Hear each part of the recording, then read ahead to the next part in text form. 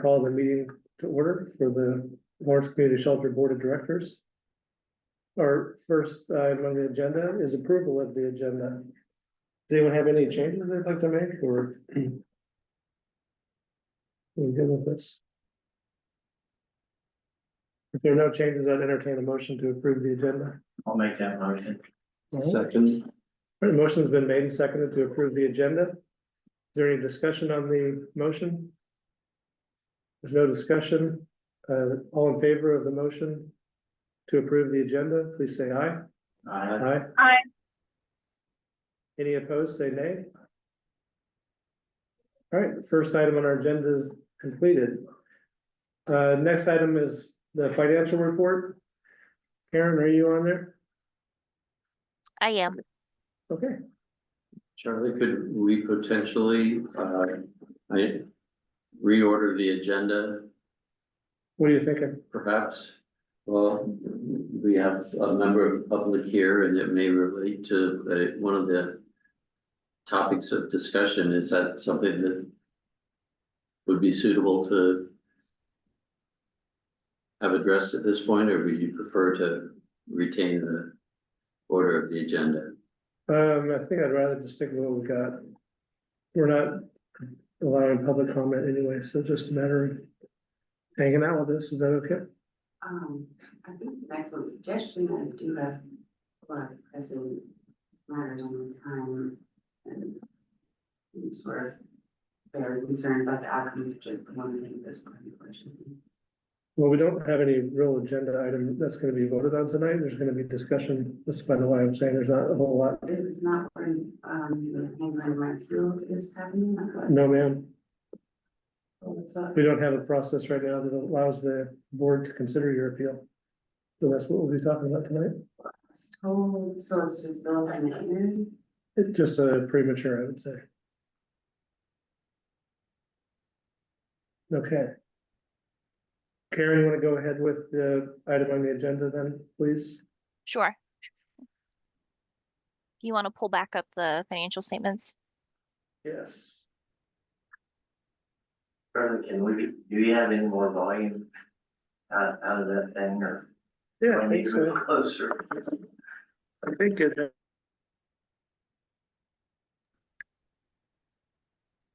There's that, and I can probably turn the volume up here. All right, Karen, can you say something so we can test the volume? Hello? Am I too loud? No, you were too quiet. Too quiet? All right. I'm cranking it all the way up to 100. All right, go ahead and proceed. All right. All right, so cash significantly greater than it was in the last year. It's now been about a year. There has been no activity in the family assistance cash account. So I'm gonna reach out to the bank and have them transfer those funds to operating cash. And since it's been a year, it's, well, not that the year is a requirement, but it's unrestricted at this point, so it can just go ahead and go into our operating cash bucket. So $19.73, it's not huge. I don't think we can spend that all in one place anyway. But yeah, cash looking good cash wise. We've not added anything property, plant, and equipment wise.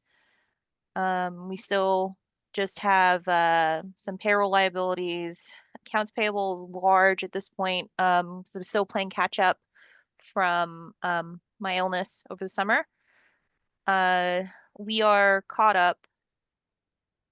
We are caught up in August, which we'll have those financial statements for next month and next month's board meeting. Long-term liabilities still remain the loan with the city for the building. Do you have a question? Go ahead. I do have a question. I may forgive me if I've asked this before and simply forgotten. The Career Development Center line there, what does that represent? That's an excellent question. Let me dig into my email because I do have fixed assets from Kindred.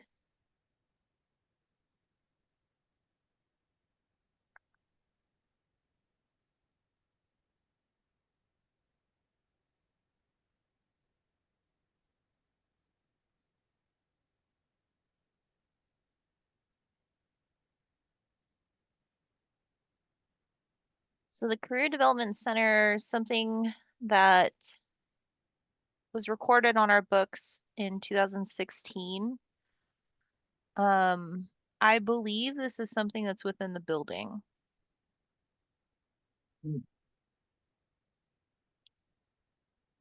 Yeah, I'm just not certain why it's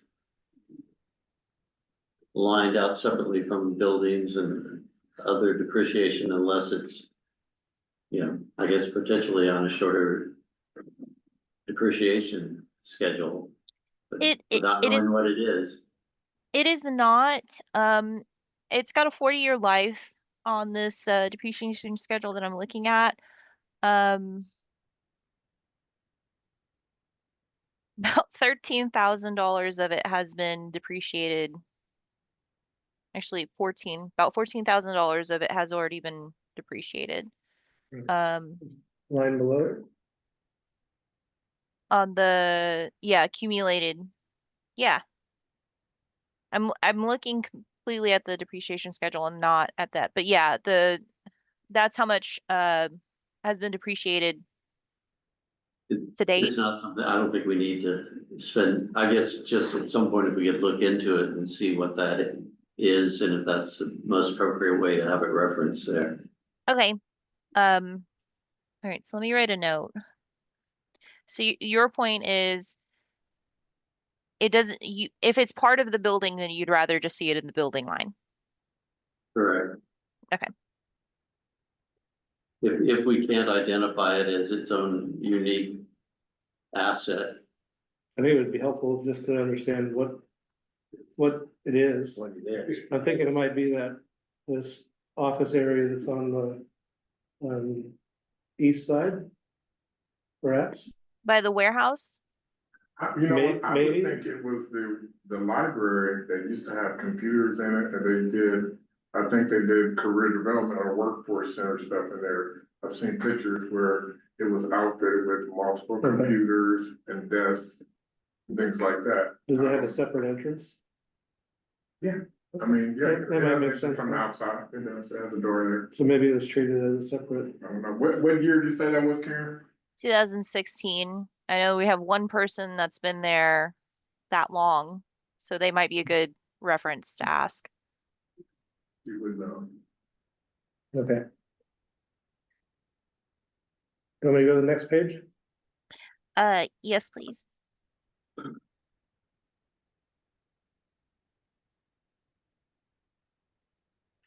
Okay. So again, still donations down. However, late July, I want to say July 20th, we talked about the fundraising campaign that we start, the summer campaign, summer appeal. So we started seeing a little bit of money from that appeal come in. We're still down in terms of where we were at last year. So I don't anticipate too much to be too far behind where I think we're playing catch up at this point. We'll see on the August statements for sure. I did send out, in terms of grants, I did send out Q4 invoice to the city for our city agreement today.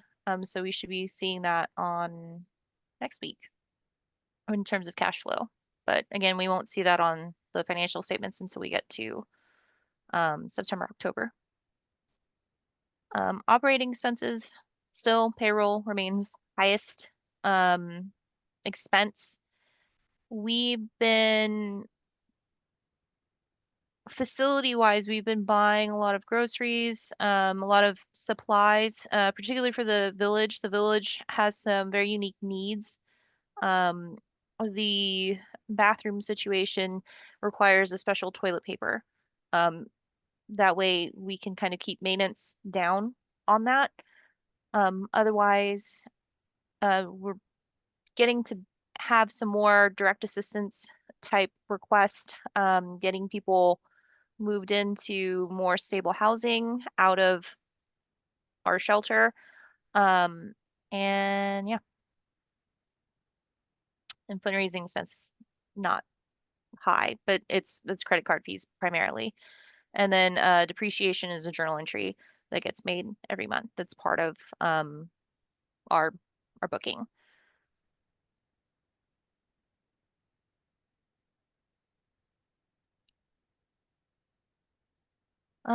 So cash flows, we are still up, so that's good. Again, no big capital expenditures this month. Year to date, we did have, because again of a lot of the improvements that we've made to the shelter, a lot of refreshing things that really needed to be done. So year to date, that's why that number is so big. And then loan payments to the city for the building. But cash wise, we're looking good. And then here's the line item breakdown. So on our primary financial statements, we have just a high level.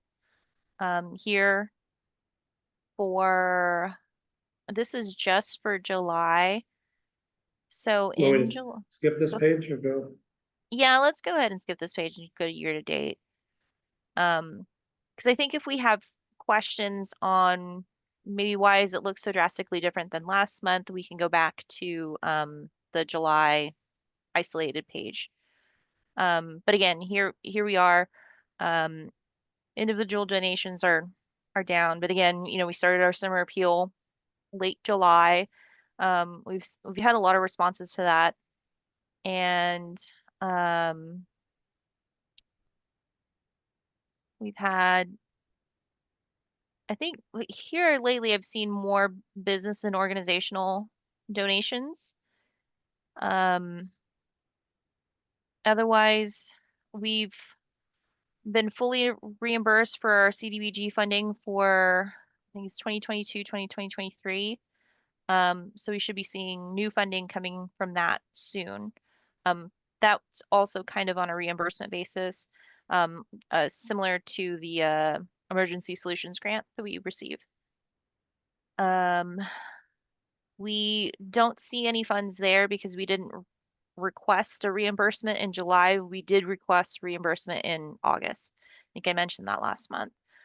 So we should see funds coming in there and for August's statement. Okay, scroll down. Again, general supplies way up this month just because stockpiling things is a lot cheaper. And again, the toilet paper we have to get for the village, it's like RV special toilet paper. And it's got to be that way because the village's facilities aren't hooked up to the city sewer. I don't even think they're really hooked up to septic. If they are, again, we're using special toilet paper to keep maintenance down on it. Kitchen supplies still, we're looking good there, and groceries. I guess last year we had estimated that we'd be spending 83,000 up to this point. We're still under budget there, so we're looking good there. Repairs and maintenance were up for the year, again, because of a lot of the infrastructure that we needed to put back in place into the shelter just to get it operational. Not that it wasn't operational before, but just to get it back into more working condition. Words are difficult right now because I think I've mentioned it in a previous meeting. I'm a tax accountant full time, and tax season's not over for me, not until 10/15. So I'm ready. Anyway. Utilities seem to be right on par, with where we budgeted. We're just like a tiny bit under. We're a little bit over on the computer and IT stuff. We've had to include some new things this year for IT and internet cost. But we're looking fairly good there. Even though we're a little bit over budget, I think we're looking fairly good there. And then program other is where we stick a lot of the background checks for new personnel. We've been doing some drug testing lately too. And then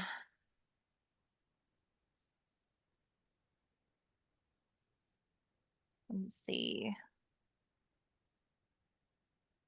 Health insurance were down because not a lot of, I guess we were expecting last year that there'd be a little bit more participation, so that's okay. Workers' Can you maybe compensation. speak to the general liability? Looks like. Yeah. That Yeah, one, we have this discussion every month. And so general liability insurance, the workers' compensation insurance, and the commercial property coverage insurance. Those are separate buckets right now. It'll look like this on these financial statements. If we correct them, it's going to look weird in the month that they're corrected in. So if I go in and correct them to put them in the right buckets in August, it's going to look weird, like we've backtracked. And I think we did that back in March for some repair related issues that I thought really needed to be on our balance sheet instead of on our um, expenses, income and expenses. So yeah, so if we put all of the budgets together for the general liability, auto, commercial property coverage, and the workers' compensation, those should shake out. so really it's just it It's a got coded in properly, yeah, initially. okay, Yep. So it's just a classification issue. all right. Say other professional services, again, we had the union, uh, we had to have an attorney to help us navigate the union. And then you're also paying for me in this line. Salaries and Okay. wages we're still under for the year, which is good. Same with payroll taxes, and then this health insurance needs to be back up in the health insurance LCS bucket, which again we're still lower there. But otherwise, I think we're still looking pretty decent. Okay. That covers it. Thanks, Karen. You're welcome. Are any other questions about the financial report for July? And I'd entertain a motion to accept the financial report for July. I'll make that motion. I'll second it. Thank you. Motion has been made and seconded to accept the financial report for July. Is there any discussion on the motion? There's no discussion. All in favor of the motion, please say aye. Aye. Aye. Aye. Any opposed, say nay. Motion passes. Karen, do you have anything else to go over, or are you ready for the professional employer organization discussion? The professional employer organization discussion, I think we're good Okay. to go there. Do you want me to pull up anything, or are you just gonna talk us through this? I think the first couple of pages where it talks about the benefits, we've had a little bit of discussion on some of the benefits of coming on board with a PEO. So let me see if I can find. Do you want to share your screen to do it? Sure. Or I can share this one, you can just tell me what to do. Okay, keep going. Okay. Keep going, keep going. So yeah, so this page is just high level. What a PEO does is it helps smaller organizations that don't have a formal HR have a more robust HR program. Melanie's been doing great as our HR director. We can't do it all, and we can't. I don't think we need to, in this case, have Melanie go through all of the accreditations that some of these PEOs already have, especially since we're needing to implement a retirement plan at the beginning of the year per union agreement. So that's one of the biggest appeals for me to kind of find a PEO that works for us. We do have limited time and resources. We don't have a centralized human resource information system. What a PEO offers is that, plus their expertise. They are sharing the risk with us by taking us on as a client. And they will help us shore up a lot of the gaps that we have right now. So we need a formal way to track which employees have entered training, specific trainings. We can, with partnering with the PEO, they can also help us modify and implement policies and procedures that are specific to our organization, but then are also following the law. And we can't be apprised to law 100% of the time. I think we'd like to think that we can be, but there's a lot of blind spots. I admit that I have a lot of blind spots, but they're there. And Jeannie with Accent has mentioned that one of the things that they do is we just approved our financial policies and procedures. I think we're coming through with our employee policies and procedures. And one of the things that they do is that they review it every other year, and they make sure that we have in there what we need to have in there. And they also work with us to customize it again for our specific organization. So it's not just like a blanket policies and procedures manual. They also do safety. Safety is important in our organization. We need our staff to be safe. We need our guests to be safe. We need our staff to understand how to keep themselves safe and to keep our guests safe, for whatever happens. So we have a long list of things that we need to implement.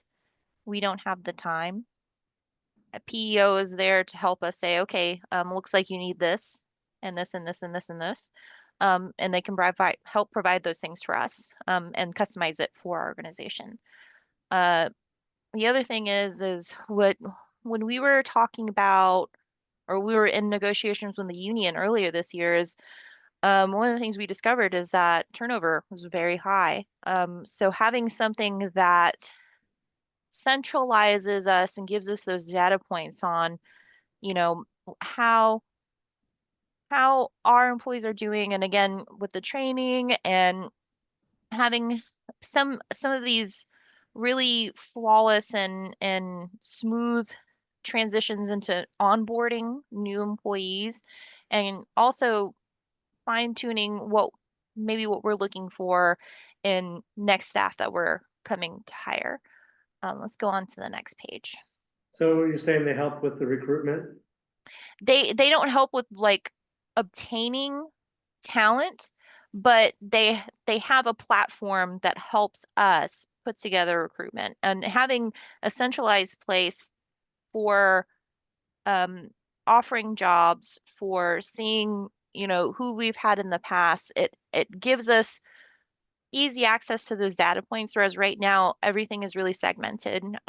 We have, I think we do our hiring, or not hiring, our job posting through Indeed.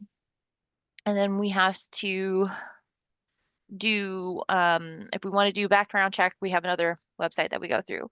And then when we're doing onboarding, then we need to send all that information to our third party, Kindred, to get them on the payroll. Then Melanie's got to reach out to our health insurance broker and get them added if they have other things. So there's just a lot of steps. Whereas hiring a PEO eliminates a lot of those steps. She will still be involved with some of that, but not to the extent that she is. So that frees her time to be able to put together employee policies and procedures and to make herself available for anything that comes up during day to day.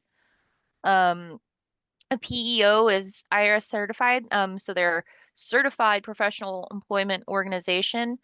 It used to be that you couldn't join a PEO mid-year. Now you can, and that had to do with federal unemployment taxes and FICA. They couldn't do the like split year.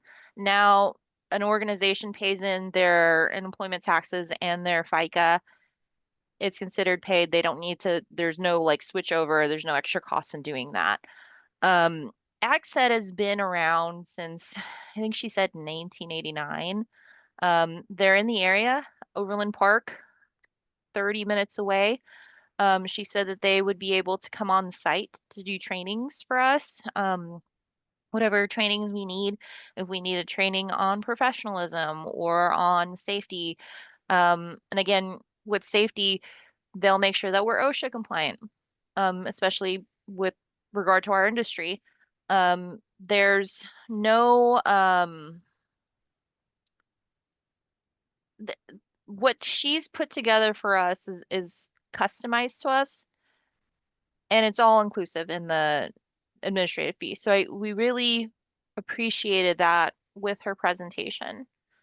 Um, she would And also you, go ahead. how many different vendors did you look at? I looked at two. Um, I was gonna seek out a third. One of the things that I didn't know, one of my blind spots was that so part of the appeal to going to PEO is also getting on and getting cheaper health insurance. So cheaper for the employee, cheaper for the employer. Um, what I didn't understand was how that was achieved. So each PEO has their own master health plan. It's the one that they negotiate and they put everything on. But their master health plan is not necessarily Blue Cross Blue Shield, which is what uh, the shelter has currently. So the other PEO that we looked at was the Next Step. Their master health plan is with Aetna. ACSET's master health plan is with United Healthcare. So that's two. Blue Cross Blue Shield is the third. Those are really the main players. Um, when I asked her, she said that we didn't have to pick their master health plan. They could be our broker for us and go out and obtain and negotiate pricing with Blue Cross Blue Shield. So we wouldn't be beholden to having their master health plan if it didn't make sense for us. If it did make sense for us in terms of cost, which, that's always a big thing for us, then that would be something that we could look at. And one of my primary concerns was that I didn't want our staff to be losing out on their doctor of choice if we went with a master health plan that wasn't part of their provider's network, So she assured us that one of the things that we can do, they would offer us before we decide, is that they would give us a provider listing and then we could kind of see, okay, this is what our health plan currently offers, who are the providers are in the network, and compare it to what their providers are in their network for their master health plan. And then if everything looks like it jives, we could choose to go on their master health plan. But that's a conversation for after we sign with them and when we start our health insurance talks and enrollment. They There, is the enrollment supposed to be for next month? so if we join with them, they would make enrollment, I think, in November. So for Okay. benefits starting on the 1st. Okay, Jill's got her hand raised.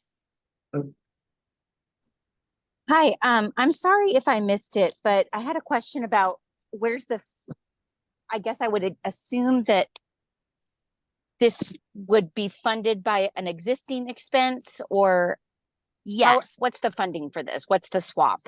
So the swap is right now, we use Kindred as our payroll provider.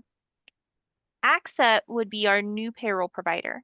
And they would be taking care of a lot of these things outside. So Kindred, for instance, does not negotiate or find a health brokerage for us. We have to do that. They don't have the pull either. They don't have basically a benefit, HR benefit consultant person on staff. They are purely payroll. So the idea is that we would move away from Kindred and have Access handle all of our payroll. This would cost a little bit more because we are needing more. And again, that stopgap that we don't currently have and a lot of policies and procedures that need to exist, they don't currently exist. So this would just kind of help shore us up. We're exposed to a lot of risk right now because we don't have that. So what this PEO would do would be to help us make sure that we are addressing our blind spots, getting those policies and procedures in place, and getting us basically what we need from an HR department that is asking a lot of Melanie right now. Does that answer your question? It does, I guess. So my assumption is that there's plenty of other capacity for the existing position, for the position to work on. Yeah, yes. Okay. Yeah. All right. Yeah, it wouldn't be making Melanie go away. That is not at all what we're doing here. What we're doing here is we're helping support Melanie, but we're also supporting overall the shelter and making sure that we have what we need in terms of lowering our risk. Also making sure that we're compliant with our union agreement. So like I said before, one of the bigger things that we needed to look for was 401k implementation. The shelter, per our union agreement, needs to have something in place on the 1st. So Accent it offers a 401k. They are their own fiduciary, so they handle the plans themselves. So they would be partnering with Melanie and with the shelter as a whole to make sure that we are running things as if we were a larger organization. But there's existing funding available that's just being used in different ways right now to support this. We're shifting it, yes. Okay. Okay, And- thanks. This is Shannon. Can you tell us is there a difference in the cost? Is it equal, or will we be paying more because we have different services being provided? We will pay a little bit more because we are having different services provided. Going back to Charlie's question on the different vendors that we looked at. So with Next Step versus Accent, the annual administrative fee difference was 24,000. So 24,000 more for Next Step than it would be for Accent. Accent's administrative fee is per full-time employee or per part-time employee. I've annualized that and it's come out to about 58,000. And I'm really talking about, what do we pay Kindred now to do payroll versus what we will be paying to have this service? So we pay Kindred about $1,500 a month. But part of that's financial and not payroll, correct? No. Strictly No, they- payroll. But they also, so we're also paying paying Kindred for the financial Financial. statements. Mm-hmm. Yeah. Mm-hmm. And this So would replace that part too? it No, would not, actually, go ahead, Charlie. Karen, we've been discussing having Karen replace that part. So we basically would cut the cost to Kindred to afford the cost here, would still have a net difference of around 24,000. But the services that would be available to us by hiring a professional firm would justify that expense. And it would provide us an easier way to manage benefits in particular. But they also provide that service around helping with onboarding new employees. They provide a number of things.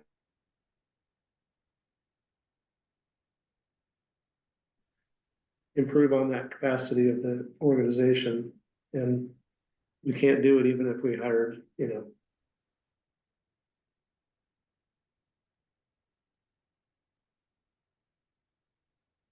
HR function, then you still need to have someone that's coordinating that work locally, so that would be Melanie, so. That's like, IT is often done this way. We use M-Cube Technologies to do our IT service.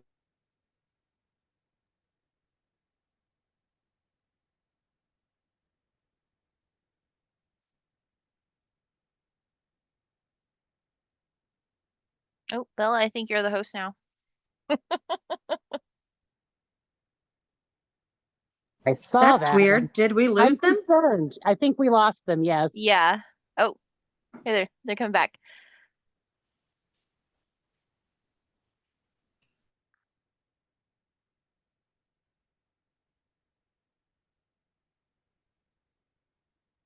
Charlie, if you can hear me, I can't hear Chuck, because you guys are muted and we lost you for a second.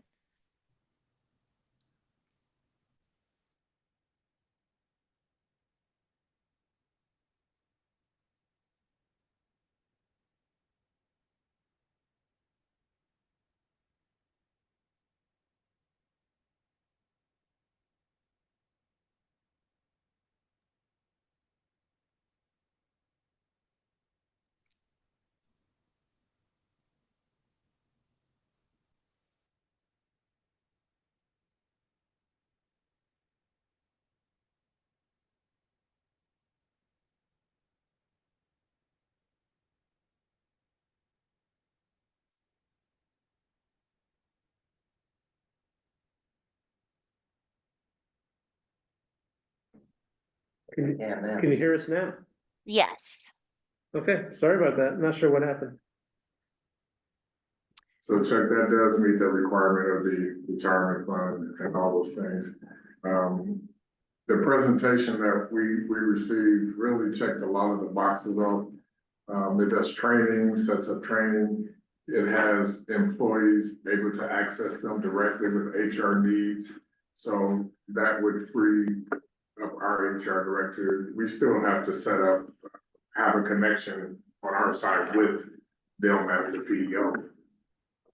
But we can do a lot of different development things. They help with policies, procedures, with everything. Jill, you still have your hand up, is that another question? Or, No, sorry about that. oh, no problem. On page 12, if you want to go back to the Accent business case file, it's got like a before and after of Page we 12. don't, yeah, page 12. It's got a before and after of what we currently have versus what we would have if we joined forces with Accent.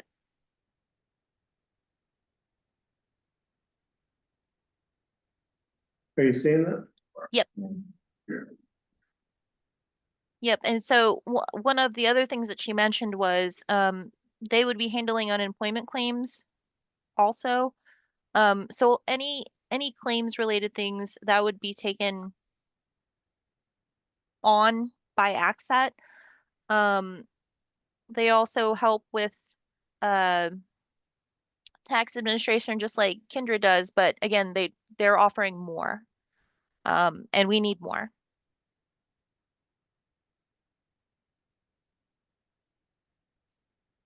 That's a pretty significant upgrade in our capacity.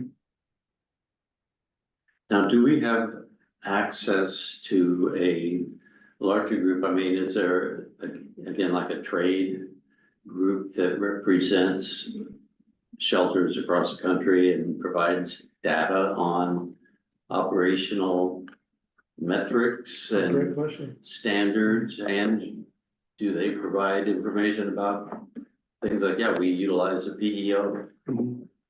Is there any such coordinating? Okay. That's an excellent question. I feel like AXA would have some experience with some other nonprofits, maybe not specific to shelters. Um, but perhaps there is something out there. I just am not aware of it. I guess I'd be curious, Shannon, or I didn't see if Liz was on. Yeah, Liz is What- here. Yeah, I'm here. I was. What's your what do these functions look like in other not-for-profits based on your experience? Are these, is this a position? Is it a couple positions? So I know that a lot of times with an organization of this size, it is often contracted out or done through some different functions of some contractual staff, because a lot of times with the size of organization, it just doesn't financially make sense to have a full-time person and the cost to do it. So, sorry, my dog's barking. And yeah, I mean, I definitely think there are some pieces that nonprofits do in-house and some pieces they, do external. But this is a pretty extensive list. And I don't think any I know provide all of these things internally.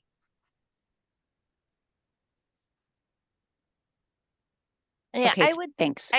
I would say that the expense of this for what we're paying, and I don't know if I gave you guys a round number, but annualized, their administrative fee is about 58,000. So you think about that in terms of a position that we would be offering at the shelter. Could that person do all of these things? But also, like, for example, with the benefits, a lot of times your insurance company is handling and brokering all of your benefits packages to your staff. So, for example, the place that we picked, our organization's 401k, their staff comes out and manages it on behalf of the organization. So a lot of times the company that you're picking to pick your plan is managing that, whether it's your broader, those things kind of happen. I know a lot of times it's normally just the company that you pick independently. I don't normally, there's a couple of ways to piece it out.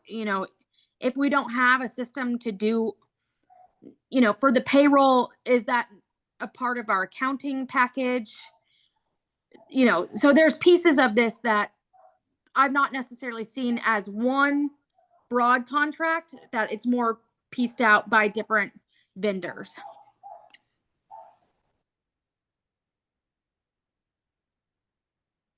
And I guess the only thing I would add to that is that then you also really do need someone to be able to manage that.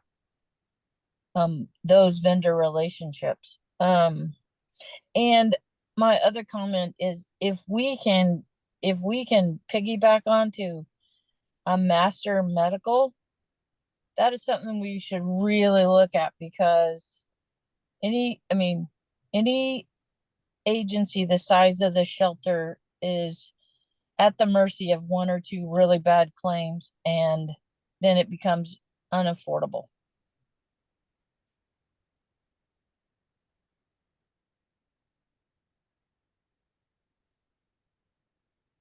Do we have any other questions? Hey, this is Misty with the city. I don't have a question, but I think that I need to have some conversations about around some clarity on audits and with your finance department and our finance department. There is, I don't know enough to speak about exactly the requirements, but they are doing some studies to see, because we are paying for so much of the operational cost of LCS, like that there might be a certain way that we have to have audits done. So before any changes are made, I think that those conversations need to be had. This would be separate from our auditor contract, Misty. Yeah. And Liz, this is Shannon. She's not talking about the auditor contract. She's talking about whether LCS is now a component unit of the city of Lawrence. The housing Thank you. authority is a component unit of the city of Lawrence. So our audit affects their audit, just like the hospital. The hospital is also a component unit.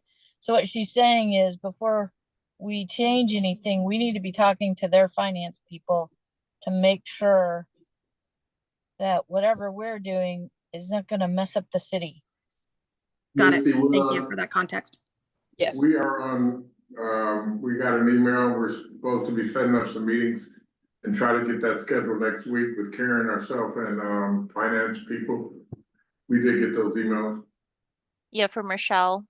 Yeah, I just got that email today. So hopefully next week we'll have those discussions about that. Because I do wonder if we are component unit for the city, does that, yeah, there's just questions there. You're right. see what that entails, what that changes. Well, if it's anything like the health department, we get, our audit is actually completed as part of the county audit. So that means we don't have to do our own audit. Essentially, that means it's costing us. So we would not have to contract out, if that's the same arrangement with the city, between LCS and the city, that would be a cost savings to LCS. That's not what it sounds like through what little was shared with me. Okay. It sounds like there's some more specific things that need to be done. So I just, yeah, those And Well, that it is might not, be different. We're an that is not instrumentality true. of the the county, information so- to reach out to. Yeah, and that's not true with the housing authority. We pay for our own. And Got then we it. submit it to the city. Okay. Well, I might be getting, wording off. We're an instrumentality of this, of the county. It might be a different term than component unit. I've got to So- break out my nonprofit and governmental accounting book. So I'm Related to looking into that. Related to the agenda item, does the discussion of our audit have any bearing on what we're considering tonight?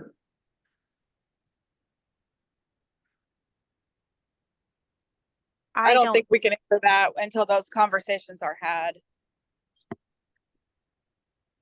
Well, what would make this expense different from any other expense? I don't see the bearing, I don't see how this is germane to the question in front of the board tonight. We're being asked to consider authorizing James to enter into an agreement with a PEO. That'd be like 2 months ago, we were asked to authorize James to enter into agreement with the engineering firm. And we certainly authorized him to do that in spite of the city of Lawrence not providing any funding for that expense. So I think this is pretty small compared to that. That was a couple $100,000, I believe.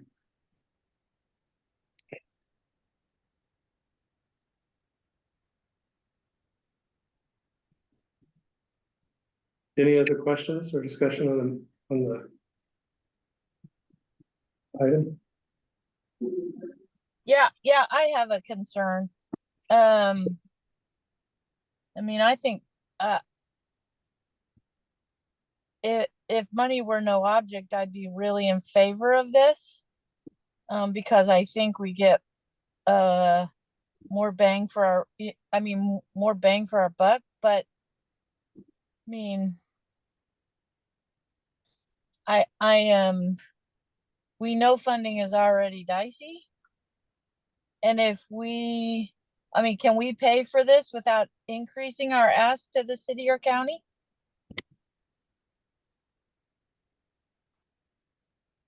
We believe Karen? so. I believe so. We've got this expense wasn't and isn't currently in the 2025 budget that was presented maybe a month or two ago, not presented before the board, but to the city. I will put something together in terms of what we would be spending versus what we have been spending on services right now. When could you do that, Karen? When could I do that? Yeah,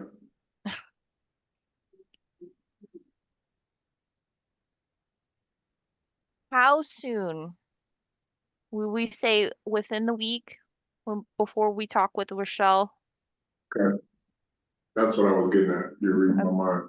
Okay.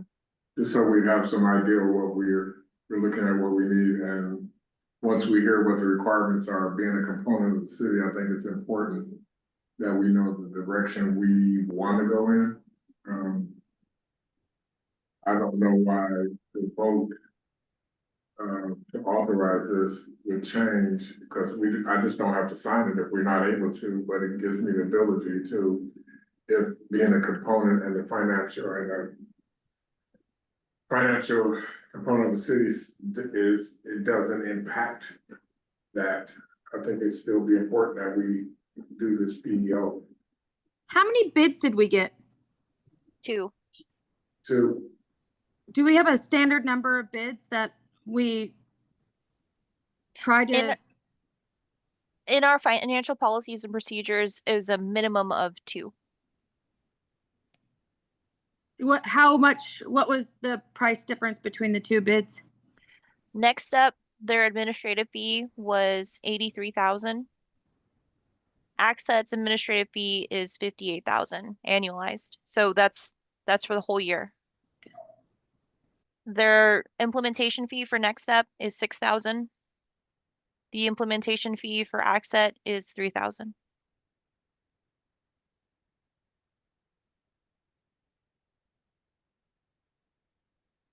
Karen, do you feel like that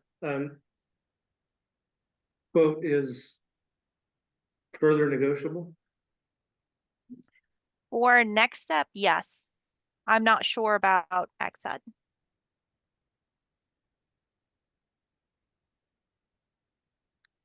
I will say I'm not sure also because of the difference there. We can ask, we can always ask, right? And the worst they say is no.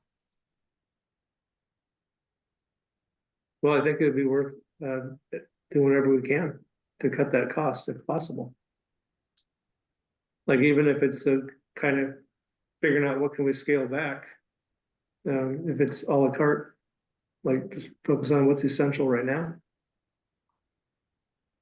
What brought this conversation to us is the need for a retirement plan so we can comply with the union contract.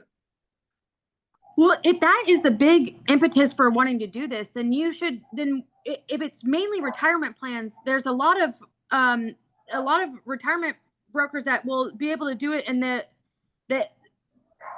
they work with the organization direct, and they do all of the benefits management. They'll come in with your team, help set up the plan. That it's going to be a significantly different cost than, a lot of times it just gets rolled into what gets managed by those individuals' 401k and the fees associated with that. So you should, if the major priority is just the retirement plan, that's the easiest thing, in my opinion, to have an additional contractor do it for the organization at very, very minimal expense.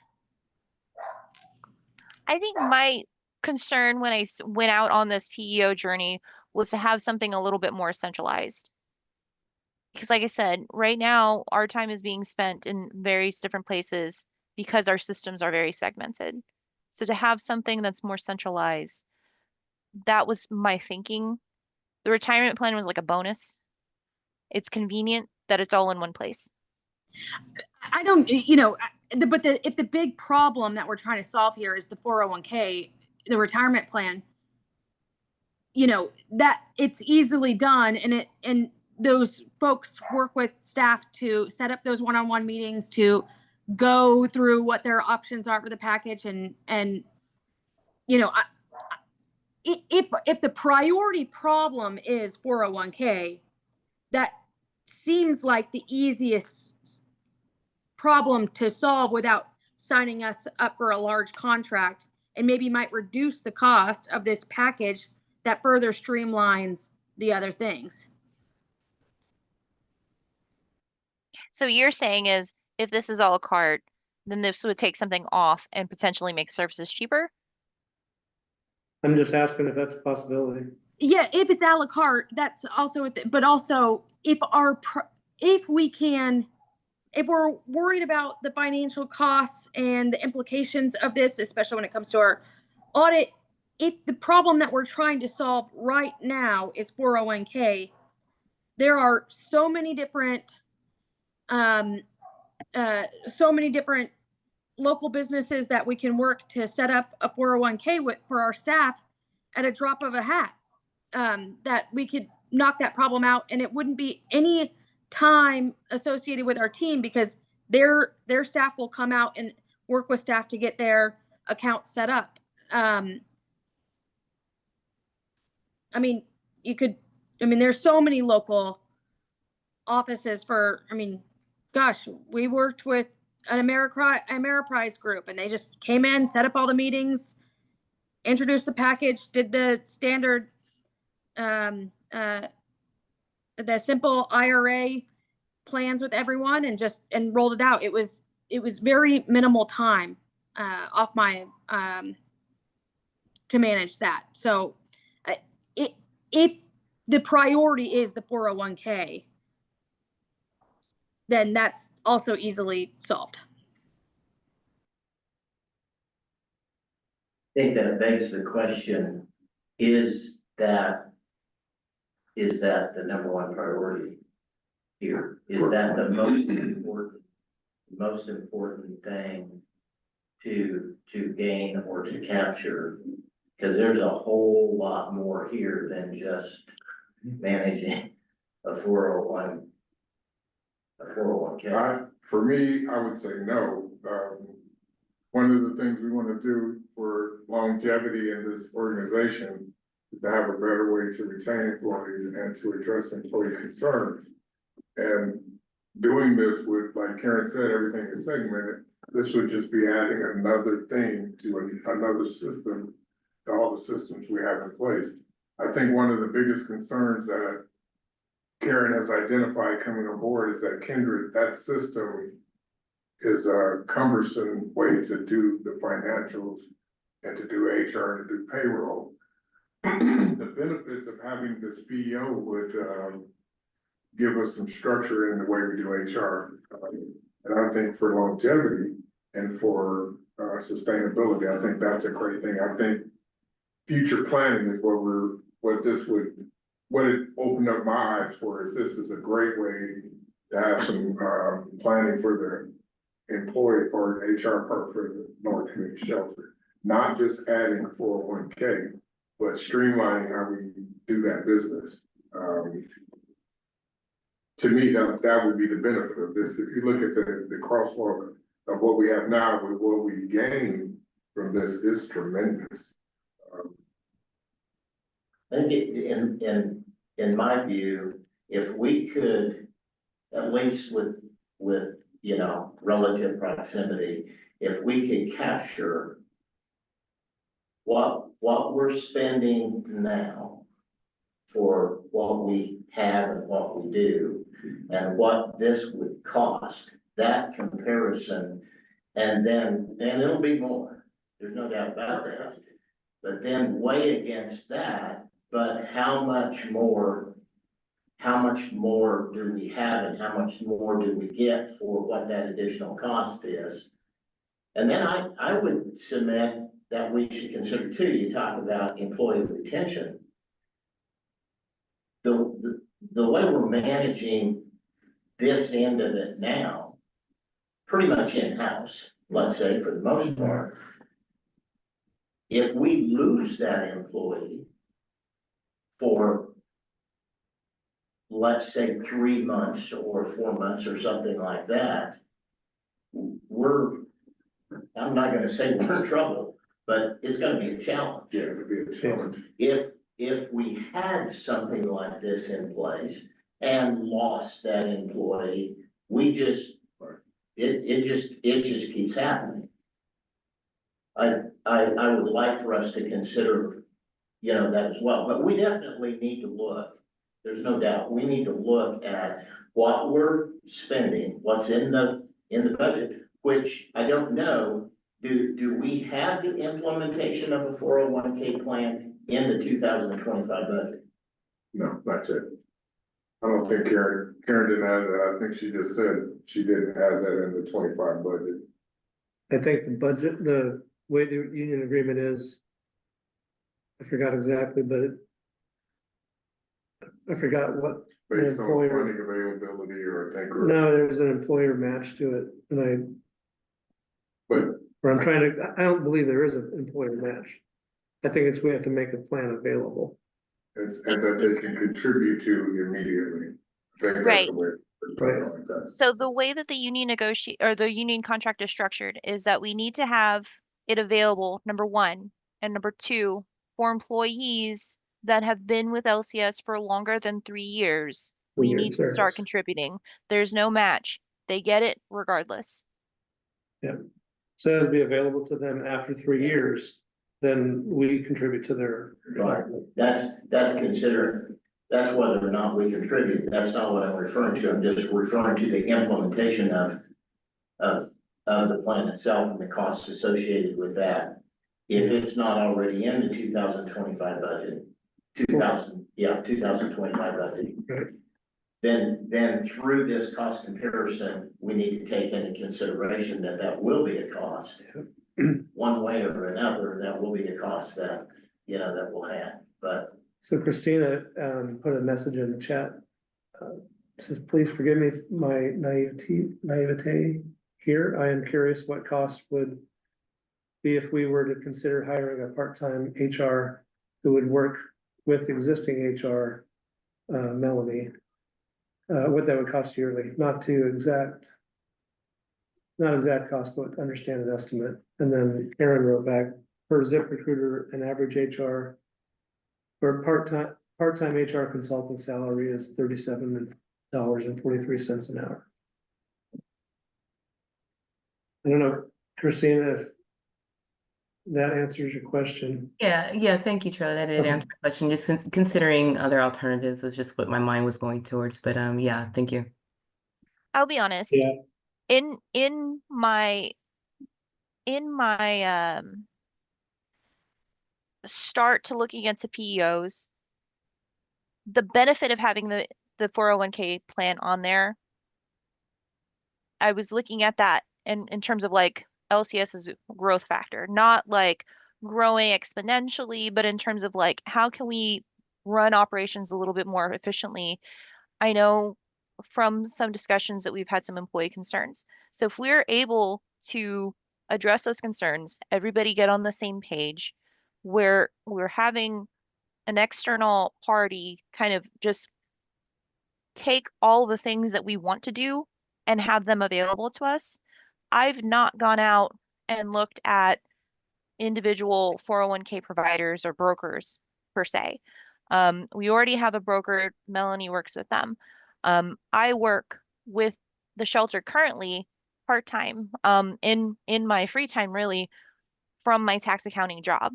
So I've not had the time myself to really go out and look at 401k brokers and see what those costs are to start and implement for a retirement plan.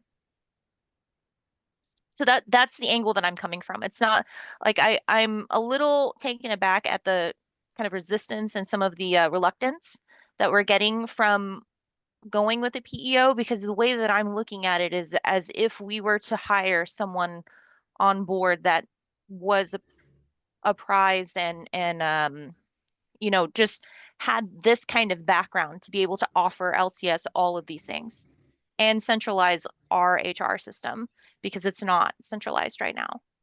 Well, this is why I kind of brought this up last month as a way to Mhm. give Yeah. people a heads up, because it's a pretty significant discussion and decision.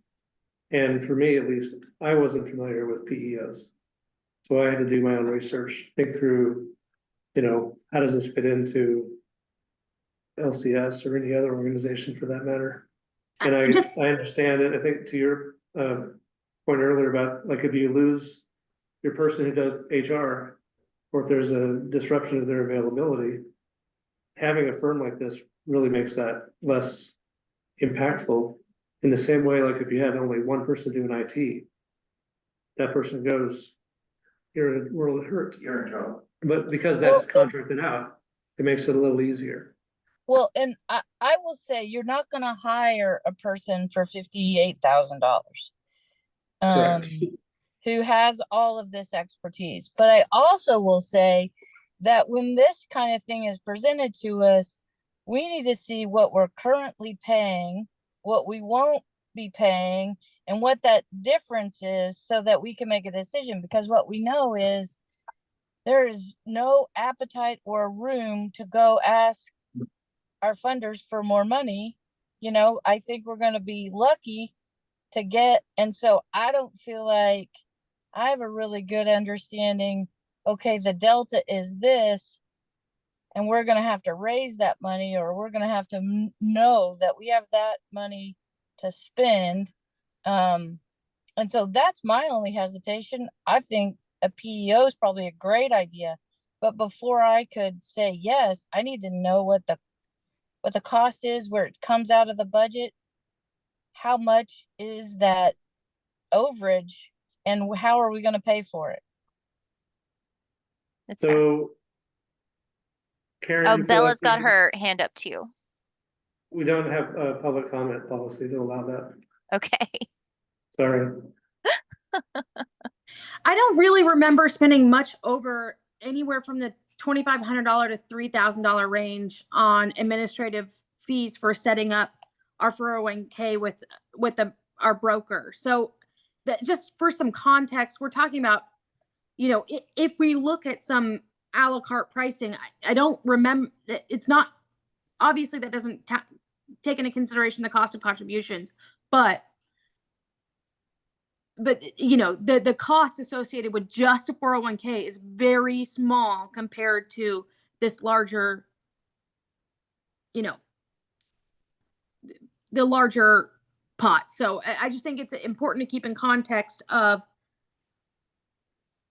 it's a pretty expensive, contract. And while it takes more time to manage vendors, is there other aspects that we can be maximizing to be more, to be good stewards with our dollars?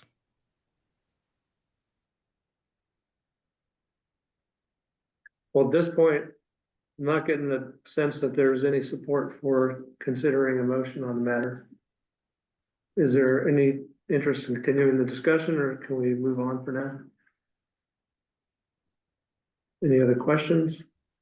So where we're leaving it then, Charlie, is that Karen's going to come back with some numbers. I think we need more information and perhaps a better price, if possible. Better pricing. I do have, like I said, I have a little bit of a comparison between the two, but I hear what you're saying. You want to see what we're paying now and what we could be paying with the addition of just for a retirement broker, what that would cost as if we were just to add them on right now. So I will. I think another consideration is, what's really required of us with the union contract?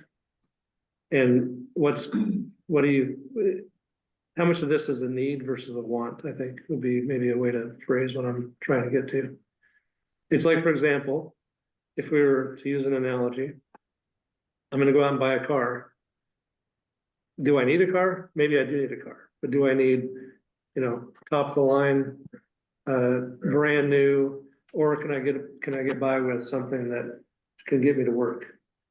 And are we considering, like, in that, span of options, are we considering something that's bigger than we need at this point? If that makes any sense. I think the point that was made earlier about just being good stewards of the funding that we're provided. I agree with that completely. I think that's a critical question for everybody right now. And Charlie, if I can just interject with a question about deadlines and meeting them. I know that the union and us are working in close proximity to making sure we meet the agreements and the times and the deadlines. What does it look like for us to continue to consider this conversation into the month of October? And will we be still in alignment with deadlines that we meet for the union to be a responsive and responsible contract that we are keeping? Great question. I think as long as we have contingencies, like Elizabeth was saying, we can just add on to 401k. So if we don't go this way, we can still go through open enrollment and do that and look at how to do that. For me, I'm looking at the best for this agency at this time. This would be the best move. Do we have the funding for that? I don't know. Karen's working on that. I believe we do need the cost comparisons about if we do switch, what actually would be the cost savings or cost increase. I think that's a fair ask, and we should have that as soon as possible. But for the organization, in order for us to grow, the strength of our organization is we're only gonna be as strong as the employees that we have. And right now, that's where we need to get stronger. Would it be fair to say that there's a possibility you'll need us to convene a special meeting to make a decision on Because that? of the time urgency, I think one of the things that I think both POs expressed is that we really don't want to have our employees go through 2 open enrollments. If we had to switch, we would have to do another open enrollment for another, because the existing plan that we have now, open enrollment is coming up. I think it's in- 401ks shouldn't fall in the same way that we do open enrollment for insurance. It wouldn't be, if you went with a separate 401k broker, you don't have to follow it in the way that you do your health insurance enrollment. I know that's if we add on and keep what we have. I was saying if we switch. So we want to make a decision about a special meeting, just to get it on our calendars. How much time do you think you need? Karen, how much time would we need to present that? Well, you want something for our meeting with Rochelle with the city within the next week or two. I'd say 2 weeks from now would be good. October 10th? You guys really like to add work on top of my work on top of my work. Hey, remind you, this was your brilliant idea. Yes, it was. It was. It was.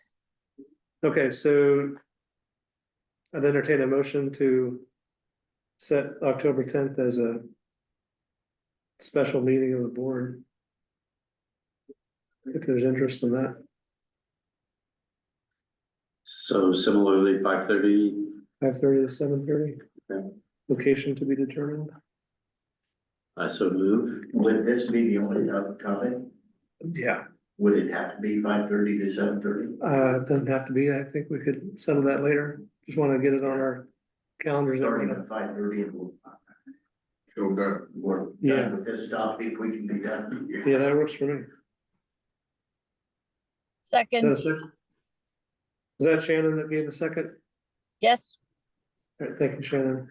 All right, there's a motion on the table to set a special meeting of the board for October tenth at 5:30 at a location to be determined. And is there any discussion on the motion? I believe I will be off the board, so I will abstain. So Elizabeth, actually, this will be one extra meeting for you. Oh, okay. Your All term right. goes until I forgot the exact date, but it's definitely after the 10th. Oh, it's mid-October? Yeah, it's like the 26th or something to that effect. Okay, Oh, all that's right, right well, let's do this. All right, is there any other discussion on the motion? All right, all in favor of the motion to set a special meeting for October 10th, say aye. Aye. Any opposed, say nay. Okay. Thank you. Karen, is there anything else you wanted to report tonight? Nope. Okay, Nope. thanks so much. I will have more on October 10th then. Next item on our agenda is the executive director report. All right.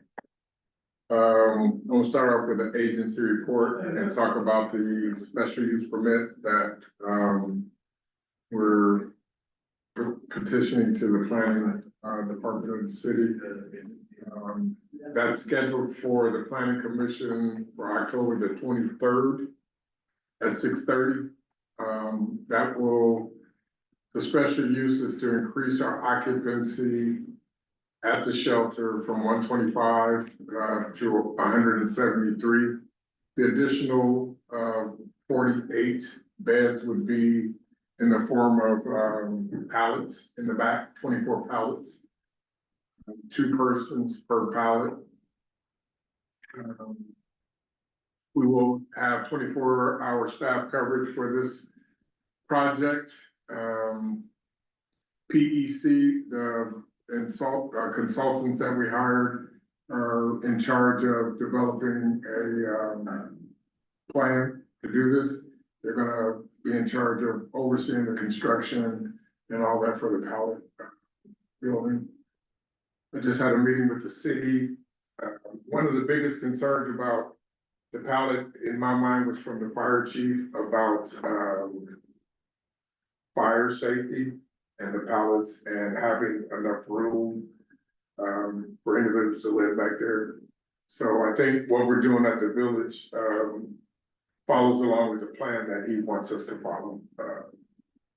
Even considered saying that we need to have fire watch, which our DSA will be on fire watch. We're also gonna have camera coverage.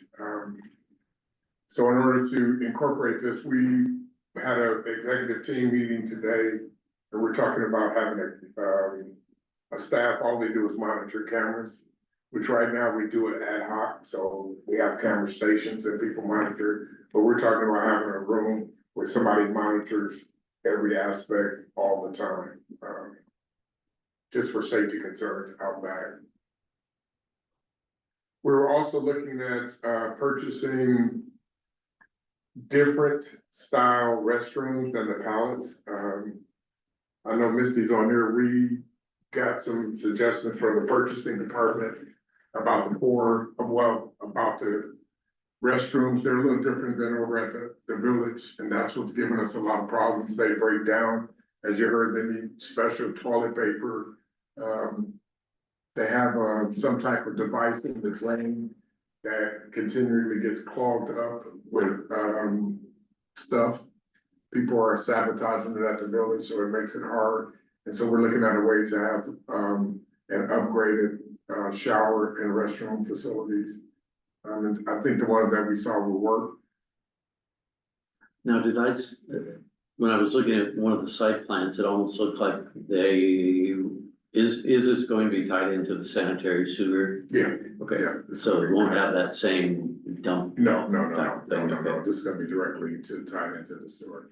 And that's part of the plan, in the plan. During this time, we will also be doing in building improvement. So it was all included on the same special use, but we separated it because they're using 2 different funding sources.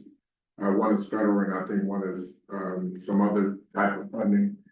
And so we're gonna do the inside, we're gonna remodel restrooms that have no showers in the warehouse where we currently have our night-by-night program. to include, an additional restroom, and all three will have showers. And so this will be done around the same time. They're gonna do it simultaneously, construct the pallets and do the construction inside. We're also gonna add a second floor mezzanine for storage. If you've been to the shelter, you see that we have 2 trailers that are permanently docked. We have a storage container outside. We have no storage space on the inside, and this will help us do that.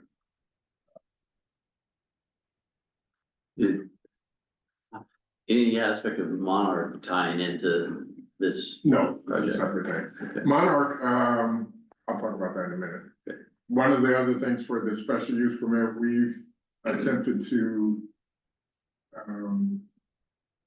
go to neighborhood meetings. We sent out some emails to the contacts we had for the Prairie Park Neighborhood Association. We're not getting any response, so I've got some other people looking into who is the person or contact person, so I can go to some of the neighborhood association meetings and talk to them about the pallets and what that really entails and what that looks like at the shelter.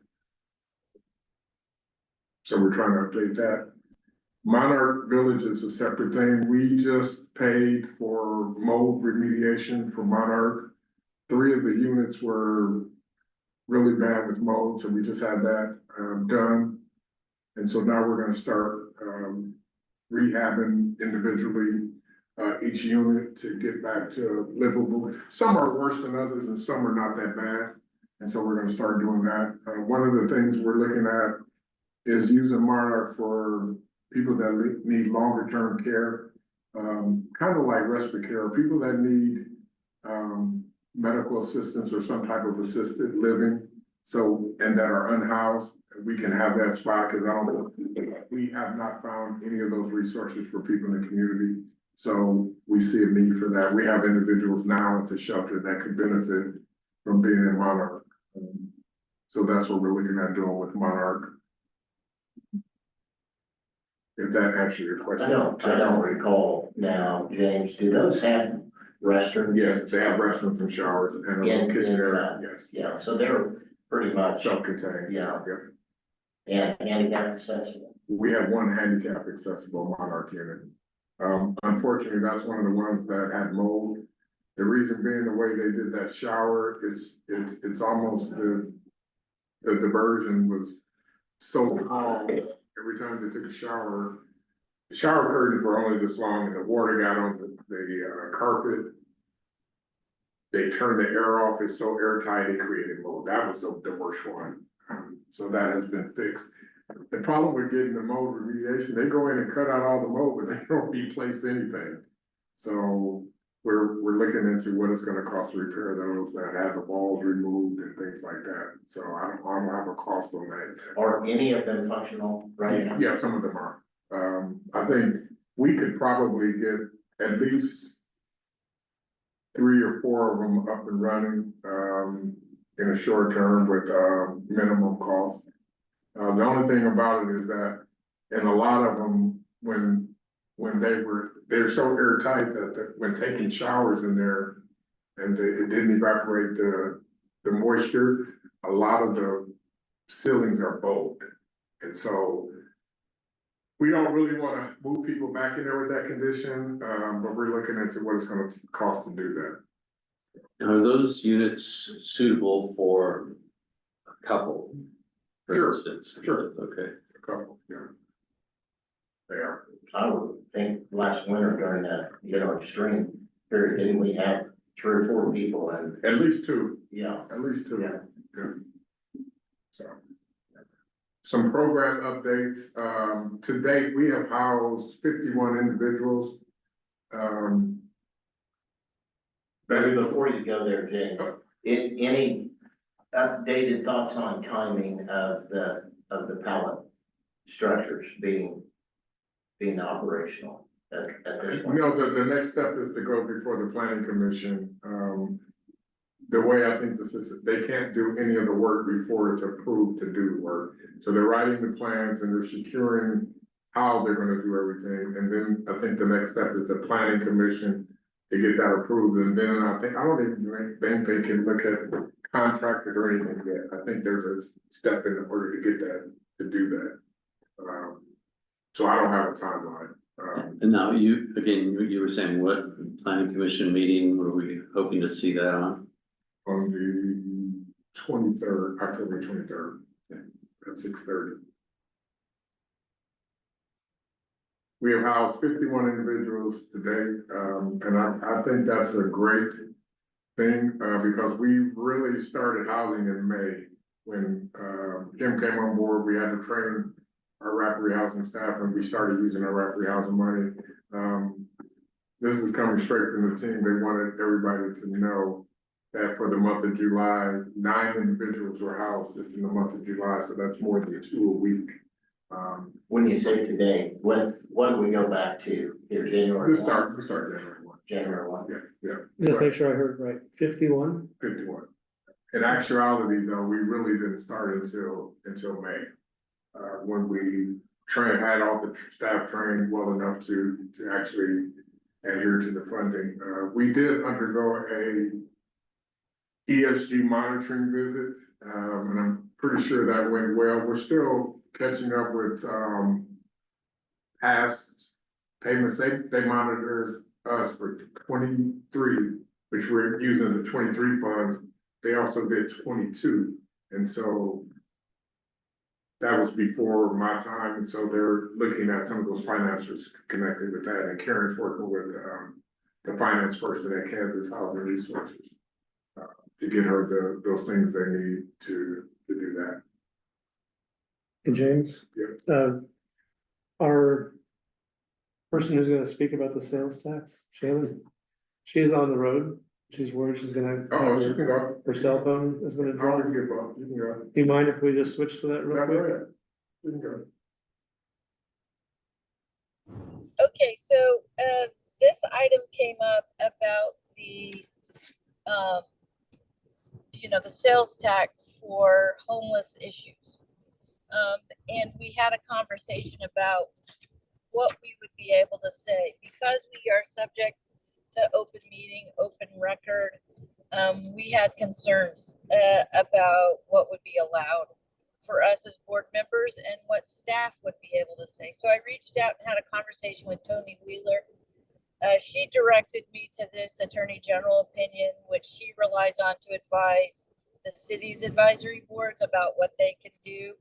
And it really boils down to, we can educate people, but we cannot advocate for people to vote yes on this tax. And so if we want to put something together, we need to make sure that it's educational, and nowhere can we say vote yes.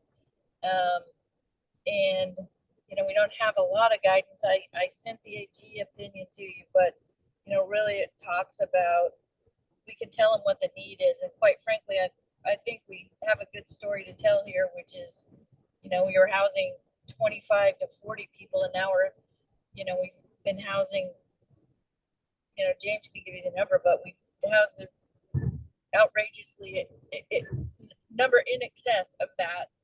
And that, probably without the sales tax, we're going to have a hard time funding the operation that we've created. And so, I think if we want to put something together, we're going to have to walk this fine line about just educating about what the need is, what we've built here, and what we need to continue with. Thanks, Shannon. Anyone have any questions or? I guess one question I would have is the union is not a, I don't know what their rules are, but they're not a governing body. They're not, I don't believe they're restricted in the same way that this board would be restricted. Is that? I don't see where that would be. I mean, the union, part of this opinion really relies on the fact that you cannot use public funds to advocate for a sales tax or any sort of tax. They would be funded some other way. We're not going to be, activity that the shelter was funding that activity. If they wanted to do that, I mean, I would, I don't believe we can control what they do. Individuals clearly have freedom of speech. So Charlie, if you wanted to tell all your friends at a dinner party, please vote yes, that's a different thing, that you're speaking in a personal capacity, rather than if you went out there and said, I'm the chair of the board of the shelter and I'm advocating you to vote yes. So we couldn't use our official capacity to advocate, but everybody has a right to, their free speech in their private life, I guess is what I'm saying. Okay. Shannon, thanks for looking into this and giving us the information. Any other questions? All right, James, thanks for letting her do Thank you, that so that Shannon. she doesn't get That's- disrupted with her driving. So right now, we currently have 18 people still enrolled in rapid housing. And our estimated funding remaining is at less than 8,000. I think we just cut some checks today in anticipation for October's rent. We do have until the end of December to expend all our rapid housing funding. We also have been approved for next year's ESG funding. We submitted an application and we've got funding. We just don't know when that's gonna be released yet. So we're gonna be doing a balancing act. Hopefully we get the money before we run out of money or those type of things, and we'll work something out to make that happen. We wanna house people when they're ready to go.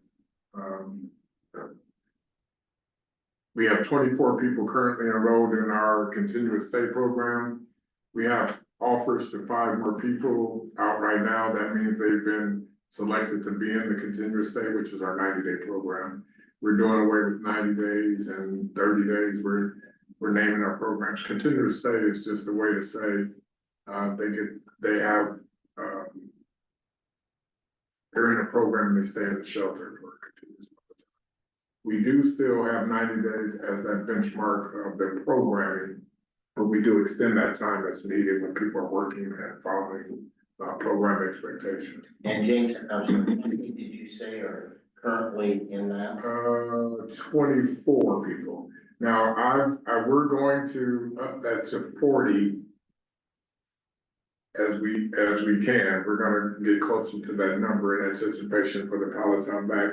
And then we're gonna do a different program, which will be, we're still thinking of what to call it, but it'll be a continuous stay program, but the expected time in that program will be 30 days. In this program, it'll still be a low barrier program, but people won't have to leave the shelter. They will be able to have that bed for 30 days and they can utilize that space the way they need to, as long as they're unhoused and they're checking in with case managers and things like that. But the expectation will be that they can either self-resolve in 30 days or they're working to be able to go into a continuous stay program to work toward housing. Everybody's not at a point where they're ready for housing. And so 30 days gives individuals a chance to continue to work, because we have a lot of people working. I think this will be a time for people that are working to have 30 days to work with our case management and our resources to find housing alternatives for them, or go into our longer continuous stay program.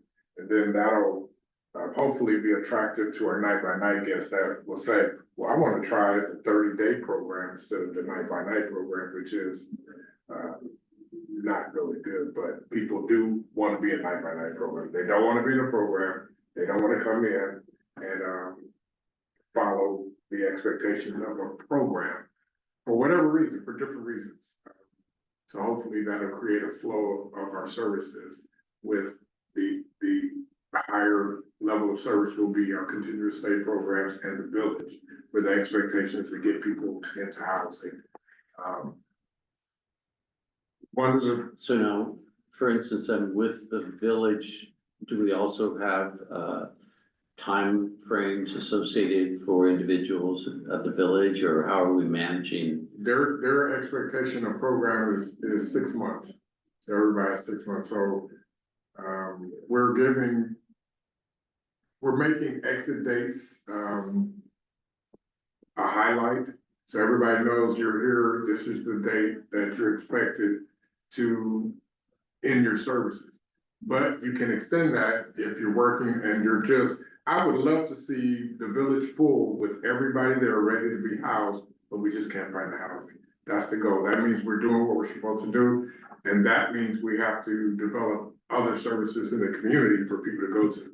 We have a few people like that now, that, we have one person that, got denied 3 times in different housing options, and we just can't find anything yet. We will, but we haven't found it yet.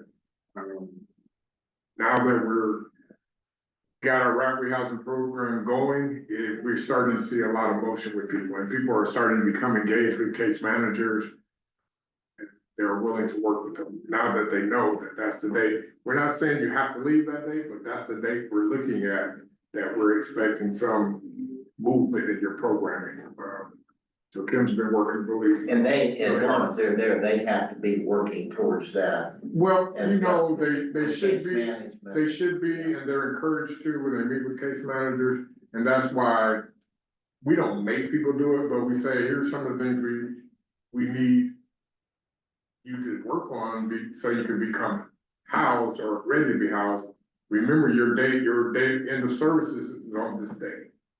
So that's how we try to do that, but we also, it's choice. People have a choice. And what we're seeing is, sometimes people wait till it's closer to that date, till they get motivated, or some people are motivated from day one. What we're seeing is there are not a lot of options, for low income folks to be housed. But we're not, once we find places and we're finding them, we're using that rapid housing money, we're getting people housed. So that's great. It's great. So James, I just had a question about the contingency. I know that the rapid rehousing, and we talked did we talk about the 12 units for permanent supportive housing, that the rapid rehousing funds were going towards at that point? I'm thinking about some of the costs associated with rapid rehousing. I know that HUD funds, this is part of the HUD exchange. And I also know that even if the rental assistant provided to the program participant is for less than 1 year, the tenant must still hold a 1-year lease. So I'm just looking into that information, and I'm trying to understand how an individual holds the rapid rehousing, holds in good grace in the rapid rehousing. Is it like moving to work where you would, and I think these are probably part of the qualifications that are the logistics that we don't have to get into here at the board level. But I was kind of curious about how a person maintains the status and keeps that rapid rehousing assistance. And if these rapid rehousing assistant vouchers and fiduciary funds will continue, and what is the market, or what do we have to do to make this continue? So I'm thinking about the increase of monies we're asking the public to potentially, help at some point. We're not asking actually anything. We're just making it so that there is a potential for monies to be dispensed for the housing stabilization aspect of our P4L, what is these acronyms? But for our place for everyone. So help me understand how, if we don't have a moving to, or how we keep a rapid rehousing eligibility, and what monies could and still are going to be allocated to us within the coming years to continue this program. Yeah, the sustainability of the rapid rehousing and how we can continue to support it, and what that looks like for the next year as we do an assessment. Is that a question? One of the things we are trying to do is get more rapid rehousing money for the city of Lawrence, period. Right now, We receive about $33,000 annually for rapid housing. And that's done on a reimbursement basis. So we have $33,000 and we spend it and then we ask for reimbursement. So earlier I talked about when we get to the end, I might be facing using some of the money our money to house people, if we don't get access to the rapid housing money in time, but we can reimburse once we do get it. This program is a temporary grant for individuals that are in rapid housing. So one of the things case managers do is they identify how much assistance will someone need so they can take over the rent on their own. So it's not, nobody's on this expected to get 6 months worth of rapid housing. I think we start off at 3 months and then we work with individuals to start paying partial rent until they can pay the rent on their own. And during this time, they're encouraged to pay off past bills, to create savings. We're starting to work with people on financial planning, and the expectation from being enrolled in rapid housing is that this is temporary and it's short term and it's gonna end. So be prepared to take over your rent because like you said, Christine, it's a year lease. Everybody has a year lease. So they're gonna have to do it on their own. We apply for rapid housing annually through the city of Lawrence.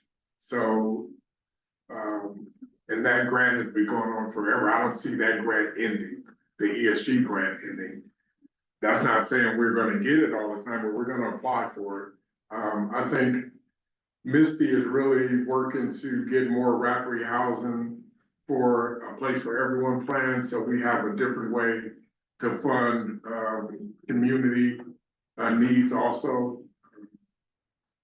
So I know she's working hard to figure out some way to get that funding also. I hope that answered your question. Yeah, it was a faceted one, and I think it was more of a brainstorm and a question that helped me answer that. But I think you gave me some information that's valid and helpful. Thank you.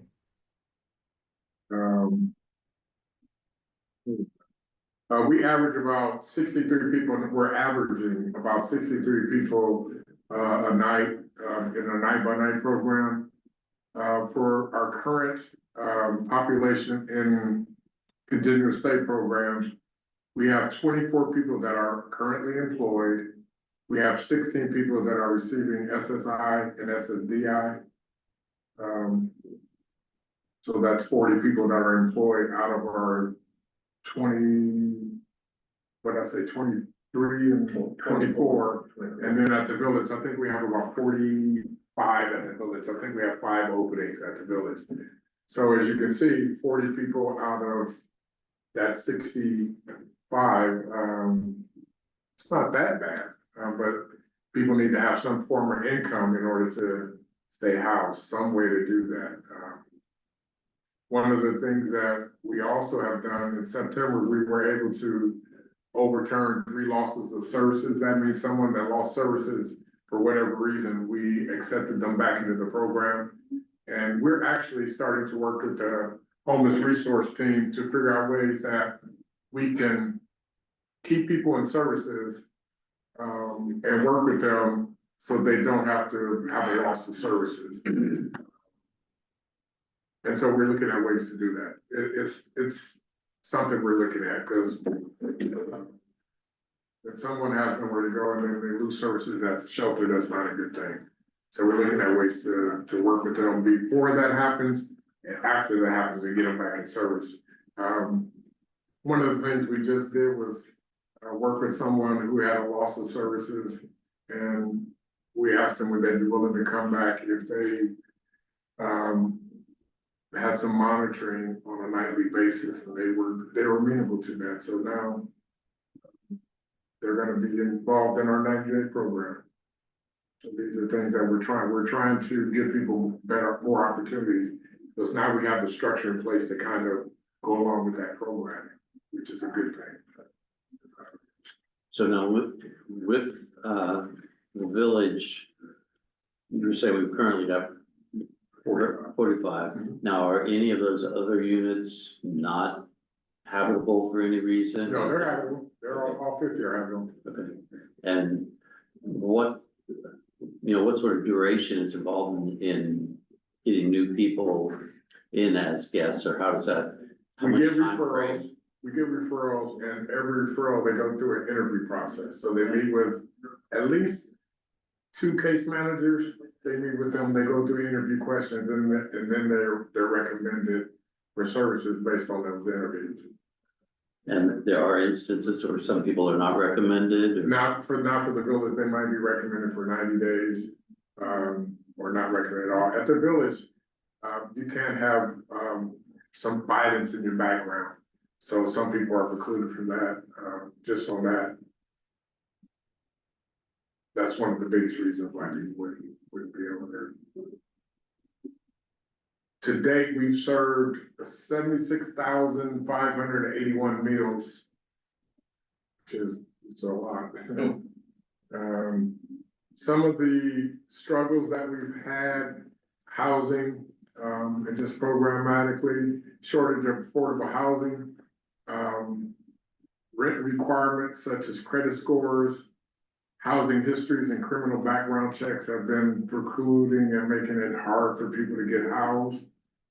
We have a shortage of second chance landlords, meaning landlords that are willing to take chances on people that might have had some crime in their background, some evictions in their background, but we're working with some are really okay with it. And shortage of second chance employers, maybe for some of the same reasons, the backgrounds. So people are having a hard time becoming employed. One of the things about the instability of being unhoused, it's hard to accept a position, and not knowing, or having an unstable background. It's been really hard. Program development, our case management team is greatly improved. This is due to case care coordination with all the programs and case managers. So we have care coordination where every guest's name is mentioned and talked about, and we are all on the same page of where they're at and what they need. And so some of our case managers give resources that they might know that other case managers don't know, or the needs of that individual might not be known to everybody, but after this meeting, they are. And so we're doing a better job of individualizing the programming for our guests. And that results in people becoming housed, and having better relationships with our staff.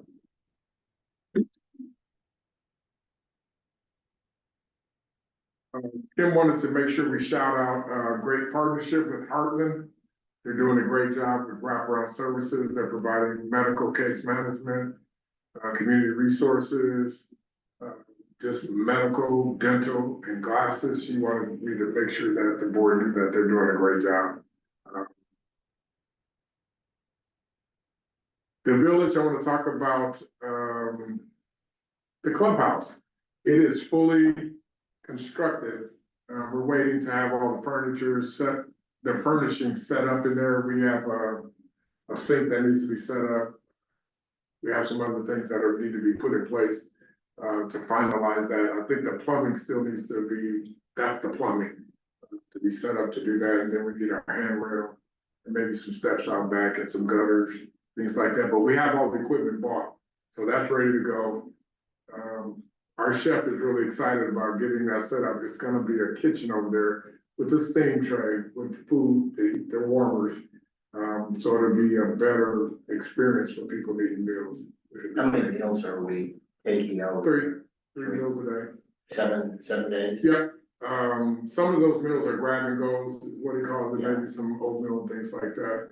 It's gotten better. It was just difficult, because we're in between, community rooms, so it's just been difficult. Yeah.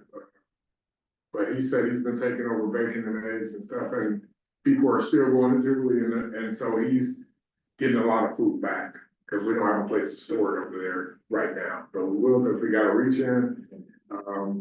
It's plugged up, it's ready to go. We're just ready to get this off. It's gonna be great. That space is gonna be a great space. We are in the process of hiring more staff.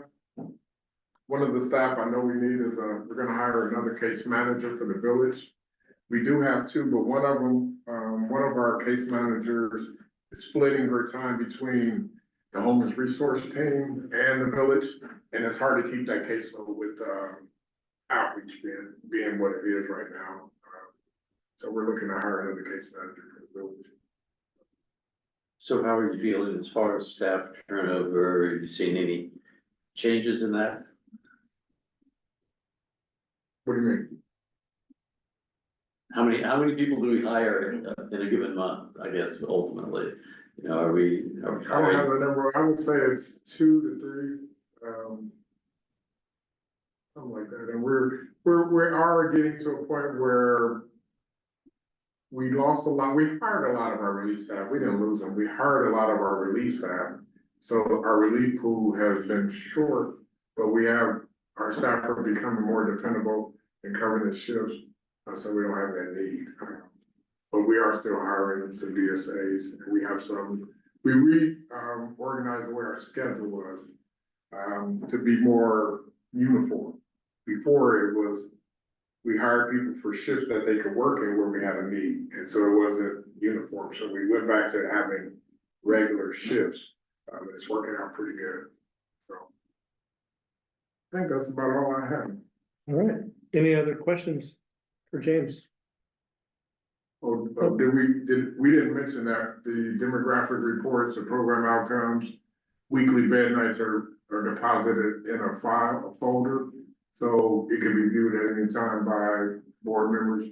And I will make sure I catch those up, to be the whole year. So the ones that I had previously, they'll be in there also.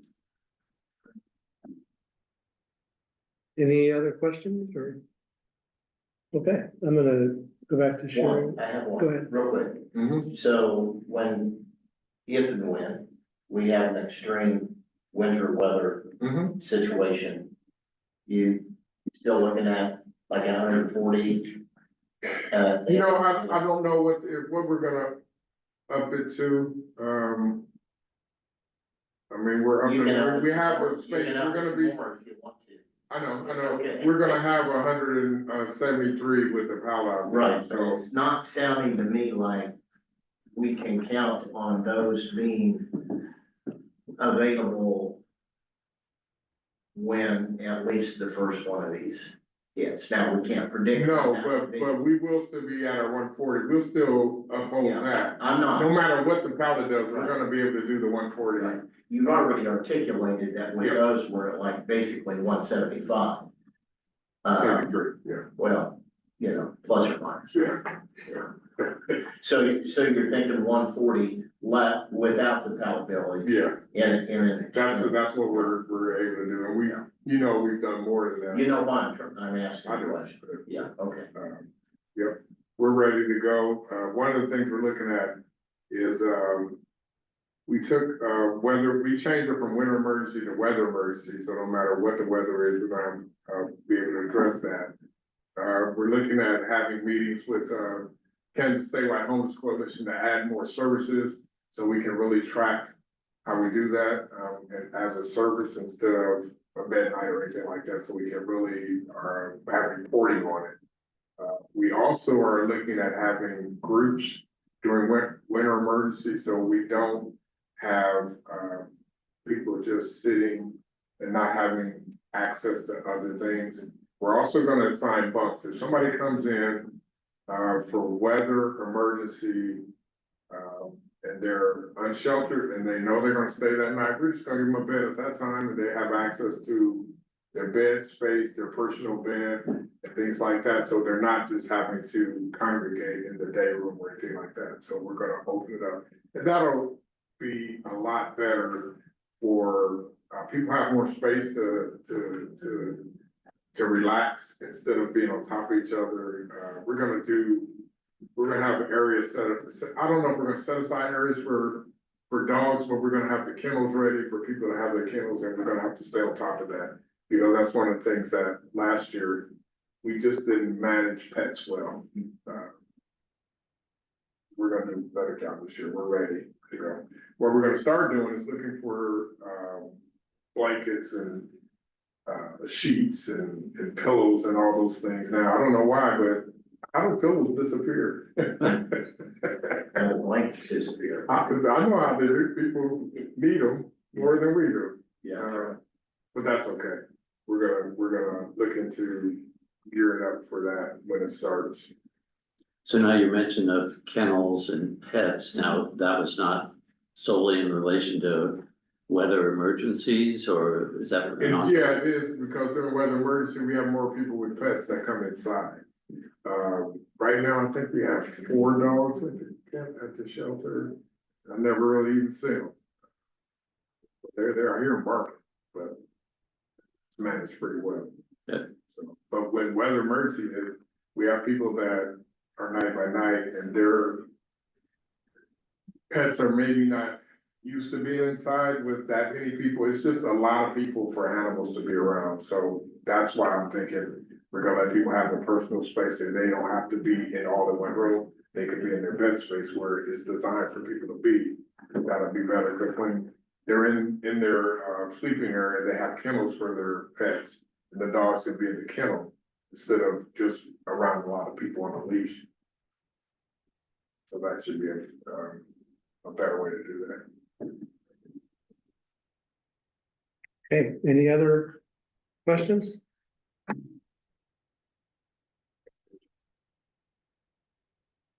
Yeah, the overhead. Yeah, she's about to say it in a few seconds. I think it's on the timer, so it will interrupt us. Yeah. All right, let's move down to executive committee report. The first item has already been addressed. The second item is the discussion about the grievance policy for matters that involve the executive director.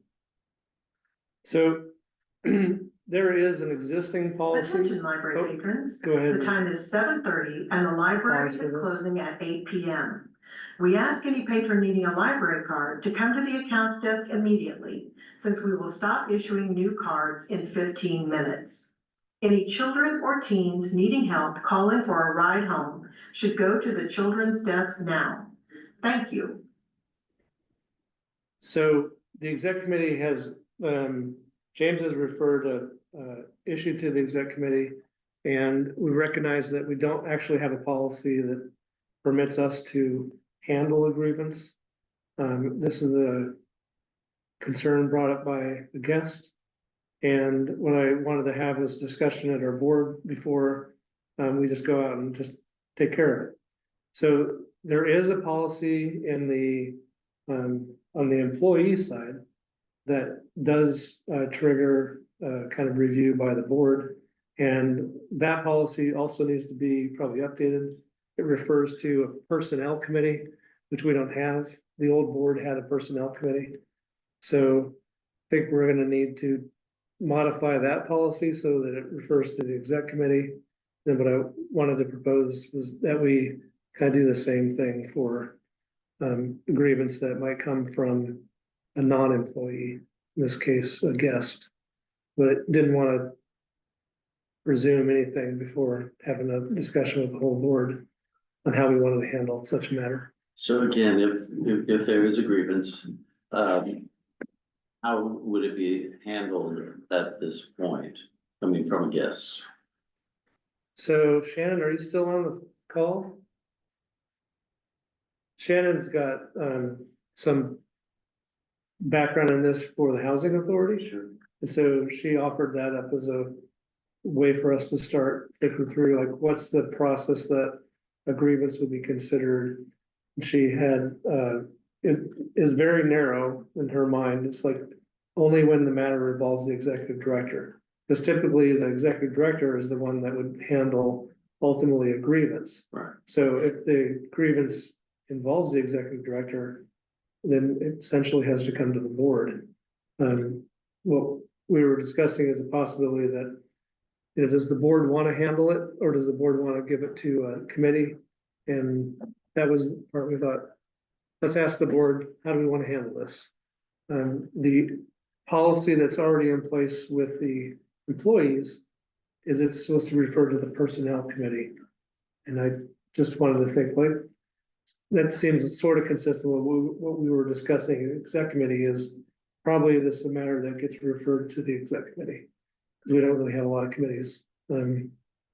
unlike the previous board, so.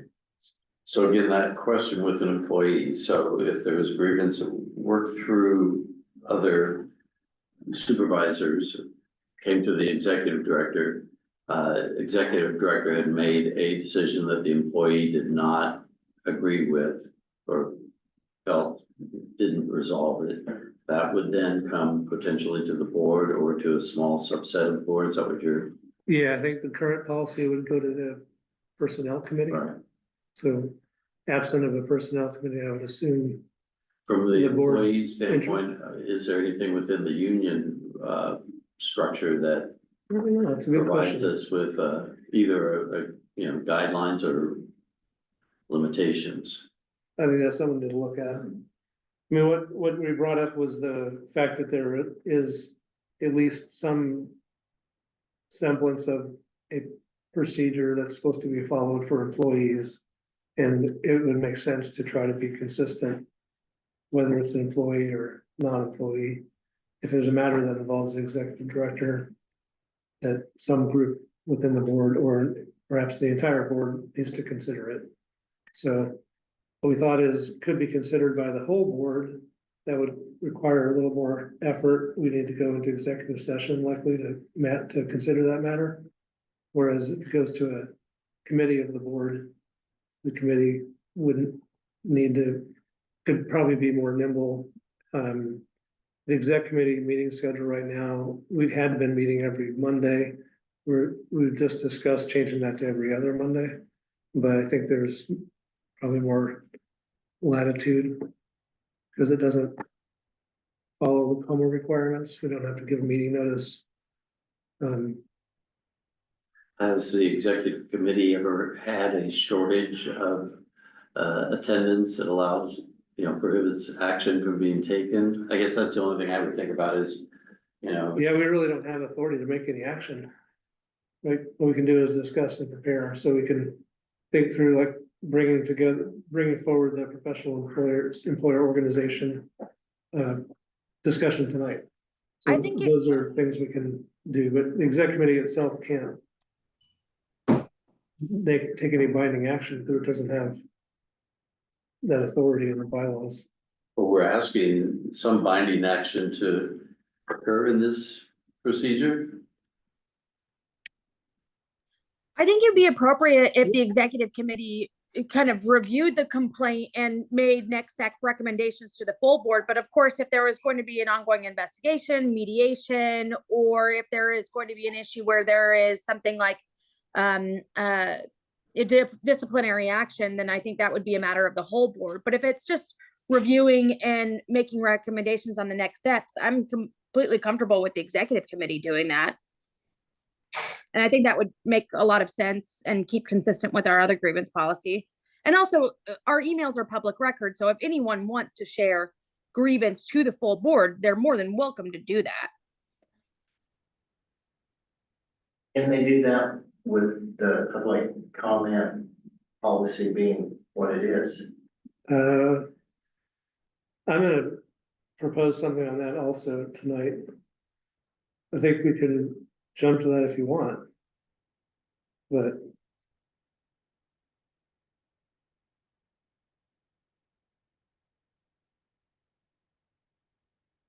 trying to think through, because we do have a pending case, and I don't want to continue to delay this. But I also felt like it was inappropriate for us to make assumptions without consulting with the whole board. So Do we need to go into executive session so you can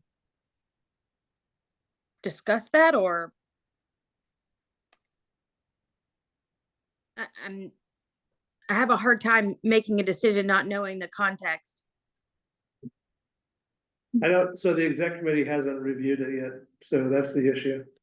Before we take on authority we haven't been granted by you guys. We wanted to know, like, is this how you want it to be handled?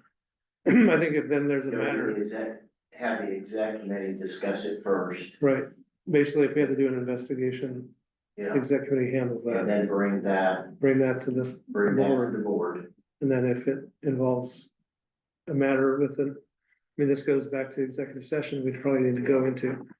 So I think that would make sense.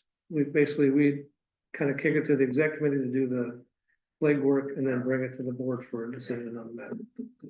Does that feel Sounds pretty. okay? The only thing that, is there, is there a broader concern that is there a mechanism where if there is urgency, a safety concern, you know, a broader urgency that needs immediate action, I would not want to silo. I guess my concern would be, how do we make sure that we're not Taking too long? not necessarily taking too long, but say it becomes a matter of take, for example, is it a media situation that we need to handle? Is it a broader organizational? I'm just kind of thinking of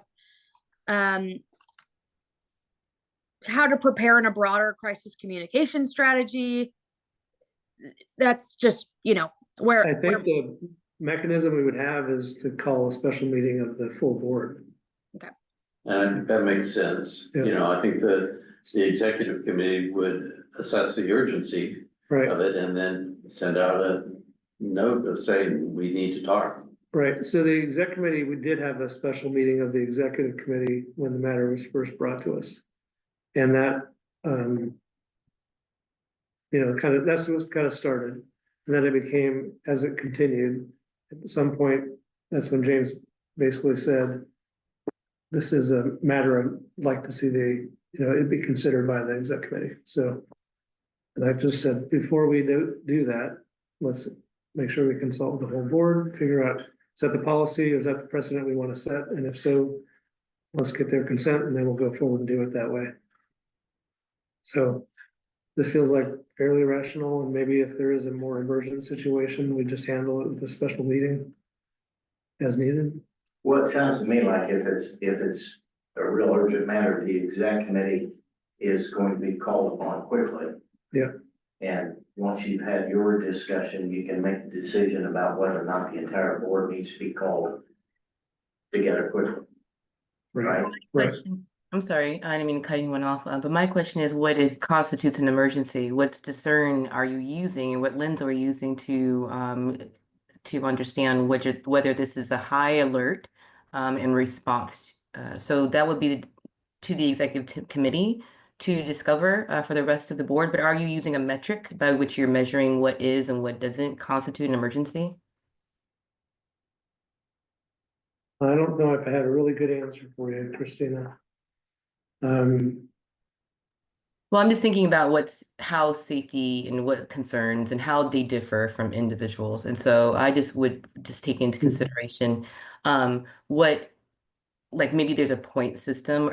That's really kind of, getting into a rubric of sort that we don't want to do. However, safety looks very different for others. And so I would like for us to consider what the metric that you're using to push that high alert, call all board members when you do receive complaints and grievances. And again, these are complaints solely related to the action of the executive director. Correct. Both either Right. guest or employee. Right. Okay.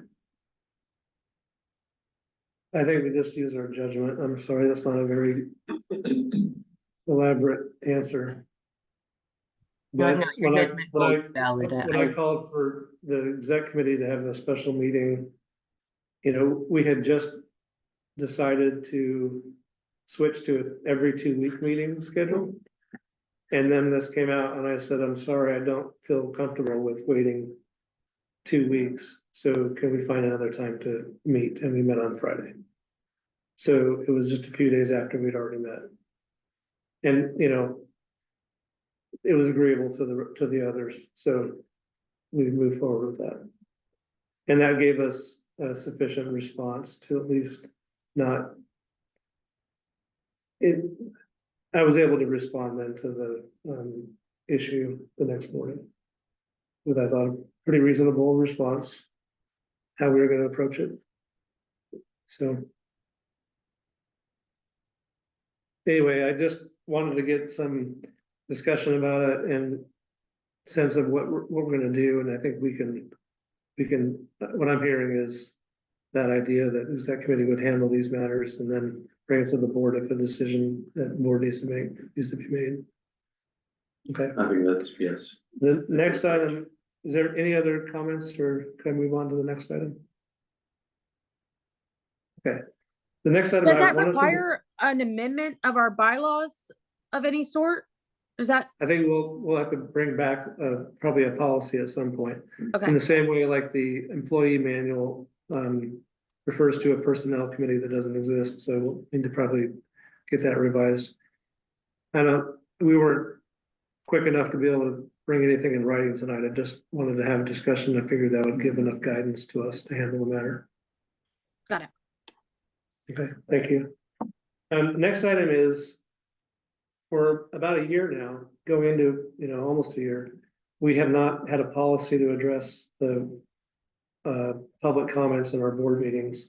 And what I've noticed is happening, especially in the last month, is people are directing comments that are about the organization to me. And so then I'm referring them to the exec committee. And it's clear to me we need to find a path for people to be able to give comment on matters they think we should be considering. And so what I proposed to the exec committee, we discussed it earlier this week, to then bring to you guys, or was it last week? Anyway, the idea is, Attention, library patrons. sorry, The time is 7:45 and the library will be closing in 15 minutes. No new library cards will be issued tonight. Any children or teens needing help calling for a ride home should go to the children's desk now. Public computer sessions will end in 5 minutes. Please bring anything you plan to borrow to the nearest checkout station at this time. Thank you. so the idea would be that as a way to get started with this public comment, we would permit written public comments that would become a matter of our meeting record. So they would go into the meeting minutes. We would not allow public to comment in person, so that would still be limited. But the opportunity for them to express their concerns or thoughts on any matter related to LCS, it would need to be germane. It would be published in our minutes, which we haven't yet been publishing, but we would need to do that. It would so then give kind of a public record of public comment. The comments would be distributed to the whole board. During our meetings, we would have a placeholder, an agenda item, for any discussion that we wanted to have on any of these public comments. Doesn't mean we need to have a discussion on it, but it would mean that we would at least create a space for that opportunity if any board member felt like something needed to be addressed, or we wanted to provide some direction to the staff. So it would, I think, provide a very measured way to allow public comment. And in some ways, what's I think different from other public comment policies is we might actually have discussion on the matter, which is something that you don't see with, city or county policies about public comment. I'd still think it would be helpful to keep it contained so that we're not trying to take up a big portion of our meeting, but that'll be on us to decide at the time. But if there's a matter that would affect a privacy concern, then I've got a draft of this, but I didn't want to bring it tonight until we had some discussion. But essentially, anything that concerns the privacy of a guest or an employee outside of the executive director, that matter would be considered a private concern, and we'd either have to redact it or refer the entire matter to staff. so that it wouldn't be a public record of a complaint against an employee or anything that implicates, or, intrudes on the privacy of our guests. So that would be kind of one component, is we would have to do a review of the comments before they're part of our record. If it does involve any of us, or it involves the executive director, that would not be something that we would redact. That we're serving in a role that essentially is a public role. So if someone has a complaint lodged against us or against James, then they would have that, liberty to do so. I think that covers about it. I just wanted to have some discussion before I fine tune it, and then I'm gonna have the exec committee review it, and then we'll bring it back to the next, our next regular meeting for more discussion, potentially a vote on it. I think it sounds like a good option in the mix, so yeah. Okay. I think I had set a limit of like 24 hours before the meetings. So we don't have, if it doesn't get handled at that meeting, it would be put on the next meeting. Sure. So it wouldn't be delayed at all. How would those written comments go? So that's kind of the technical side. I'd need to think through, how does our website permit people to submit a comment? Would it be like pushed immediately to all the board members, or would it get queued up? I don't know all that yet. But I think the idea of giving people a space where they can submit comment, whether it's, maybe it's just the email address that we set up, or maybe it's a form, I don't know yet. Some mechanism where people can do that, and a mechanism where we can ensure that privacy is protected, and that then those comments become part of our record. Kind of what I had in mind. And, if we decide later down the road that we want to also add in, any oral testimony, then we can figure that out. But at least for now, this feels like we put off this discussion for about a year. And it might give us more insight into our work. I'm just curious, was there ever a time with past boards that something like this was a part of the operation of these meetings? I don't have a lot of history with the way the old board was. But I would say generally, most nonprofit boards don't have the same requirements that we do. If you look at boards that do have HOMA requirements, I think a lot of them kind of follow the practice that the city or county commissions follow. So this is clearly what I'm proposing is an effort to avoid some of the pitfalls of the city and county approach. Yeah, I remember that. I feel like it's a reasonable approach. And, well, if we do it and the public doesn't like it, they'll have a path to show us that. So what I don't want to do is have a meeting that becomes another place for people to grandstand. I'll just put it out there. Like, we're here to do business, and I want to stay focused on that. So if you have other thoughts on it, yeah. The only thing that I think that would be important to talk about is just, is there a way that we can do an accessibility just option? If there's a digital divide, and making sure that anyone who's, an oral presentation is their only option, an in-person oral presentation is the only option. Is there a way that we can have them kind of, maybe if it means coming into a meeting and I'm kind of curious. I just, from an equity standpoint, I just want to make sure that we're addressing. If someone was able to submit a written or a video or audio Yeah, or just Would that be if there is, you know, voicemail? if they don't have a technological, oh yeah, or a voicemail. I just, Chuck just suggested voicemail. yeah, I just That'd want to be make sure good. that we have an option for folks who that we're not Okay. with the digital divide and just, yeah. I think technically the voicemail will be pretty straightforward. You just get a phone number that's sent straight to a voicemail for that If purpose. they got a phone, they could text too, Oh, texting also. on the same device. Yeah, well, we use a Google phone system for LCS. So yeah, we can do all that. I appreciate that feedback. I'm gonna have something that we can look at next month.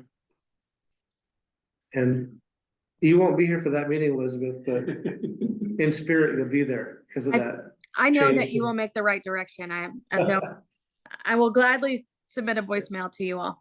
All right, thank you. Okay, I appreciated the discussion on that. Hopefully we'll have it ready by next month for you guys to consider. Do we need to have any reports from operations or advisory committee? Well, I guess I do Got want, something quick? I, Or you got something else? to well, the question on the sales tax ballot is something that I think, I appreciate what Shannon presented to us, but, as a cautionary comment, but I guess my biggest component of this is I'm still not confident in what our funding stream is come January 1, if this ballot measure does not pass. Because it's being defined as Attention library a little patrons, over $1 the million. time is 7:55 and the library is closing in 5 minutes. Please bring anything you plan to borrow to the nearest checkout station immediately. Thank you. And, I know this is a proposal that had been brought to the city many, many years ago. And the commission chose not to put it on the ballot because they didn't think it would pass. And I know there have been other municipalities around the country that have taken that same hesitancy. And I'd be as confident in predicting the outcome of that vote on the sales tax as I am in predicting the presidential ballot at this point. So I don't know. And I guess I just wonder if, as a board, do we need to be putting a little bit of a thought into the process of what is our what if So picture here? I don't know if Karen's still on, but I asked Karen if we might have at least an initial look at a draft budget for 2025 next month. And I think, I don't know how much time she's got because she's, has a full-time job. And she'll be busy until October 15th, but she thought she could have something. And then probably our real discussion will be at the November meeting. Where we'll have. But I mean, we'll know for the clarity. November meeting what our But I think we'll be talking about the budget next 3 months, when we get it finalized in December, so. I guess I'm just saying, I don't think we should assume I that agree. that's going to pass in November. I agree, I think that it's uncertain for sure. Any other discussion of any of the topics under the exec committee report? Okay, operations. Will pass. Advisory committee. Do you have anything to report? So I know and James, my apologies. I think your team sent me an email asking for new advisory board members and just ongoing.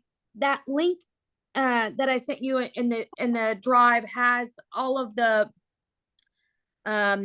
people who have applied and Thank you. expressed interest in the past. So if you all, I didn't have the expertise that you were looking for from your last meeting, and I understand that some have dropped out since. So just ongoing, especially as I exit off of the board, that list is still available. So But as a larger report, I don't have a larger report. Thanks, Elizabeth.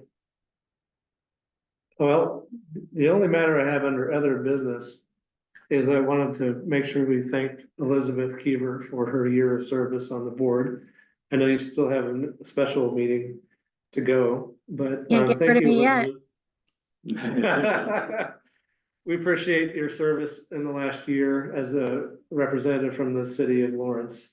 And hope to keep you involved if we can in some other way, if that's possible. There's an advisory board. There's an advisory board, there's also volunteering, and who Absolutely. knows, maybe in the future we make the bylaws change and add a couple more people, so, Absolutely.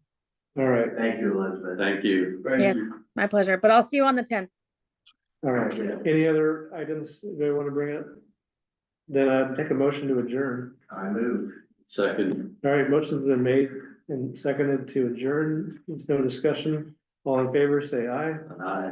Aye. Right. Any opposed, say nay. Yeah, we are adjourned at 7:59 PM. Thank you. thank you. Good thing, they're about to shut the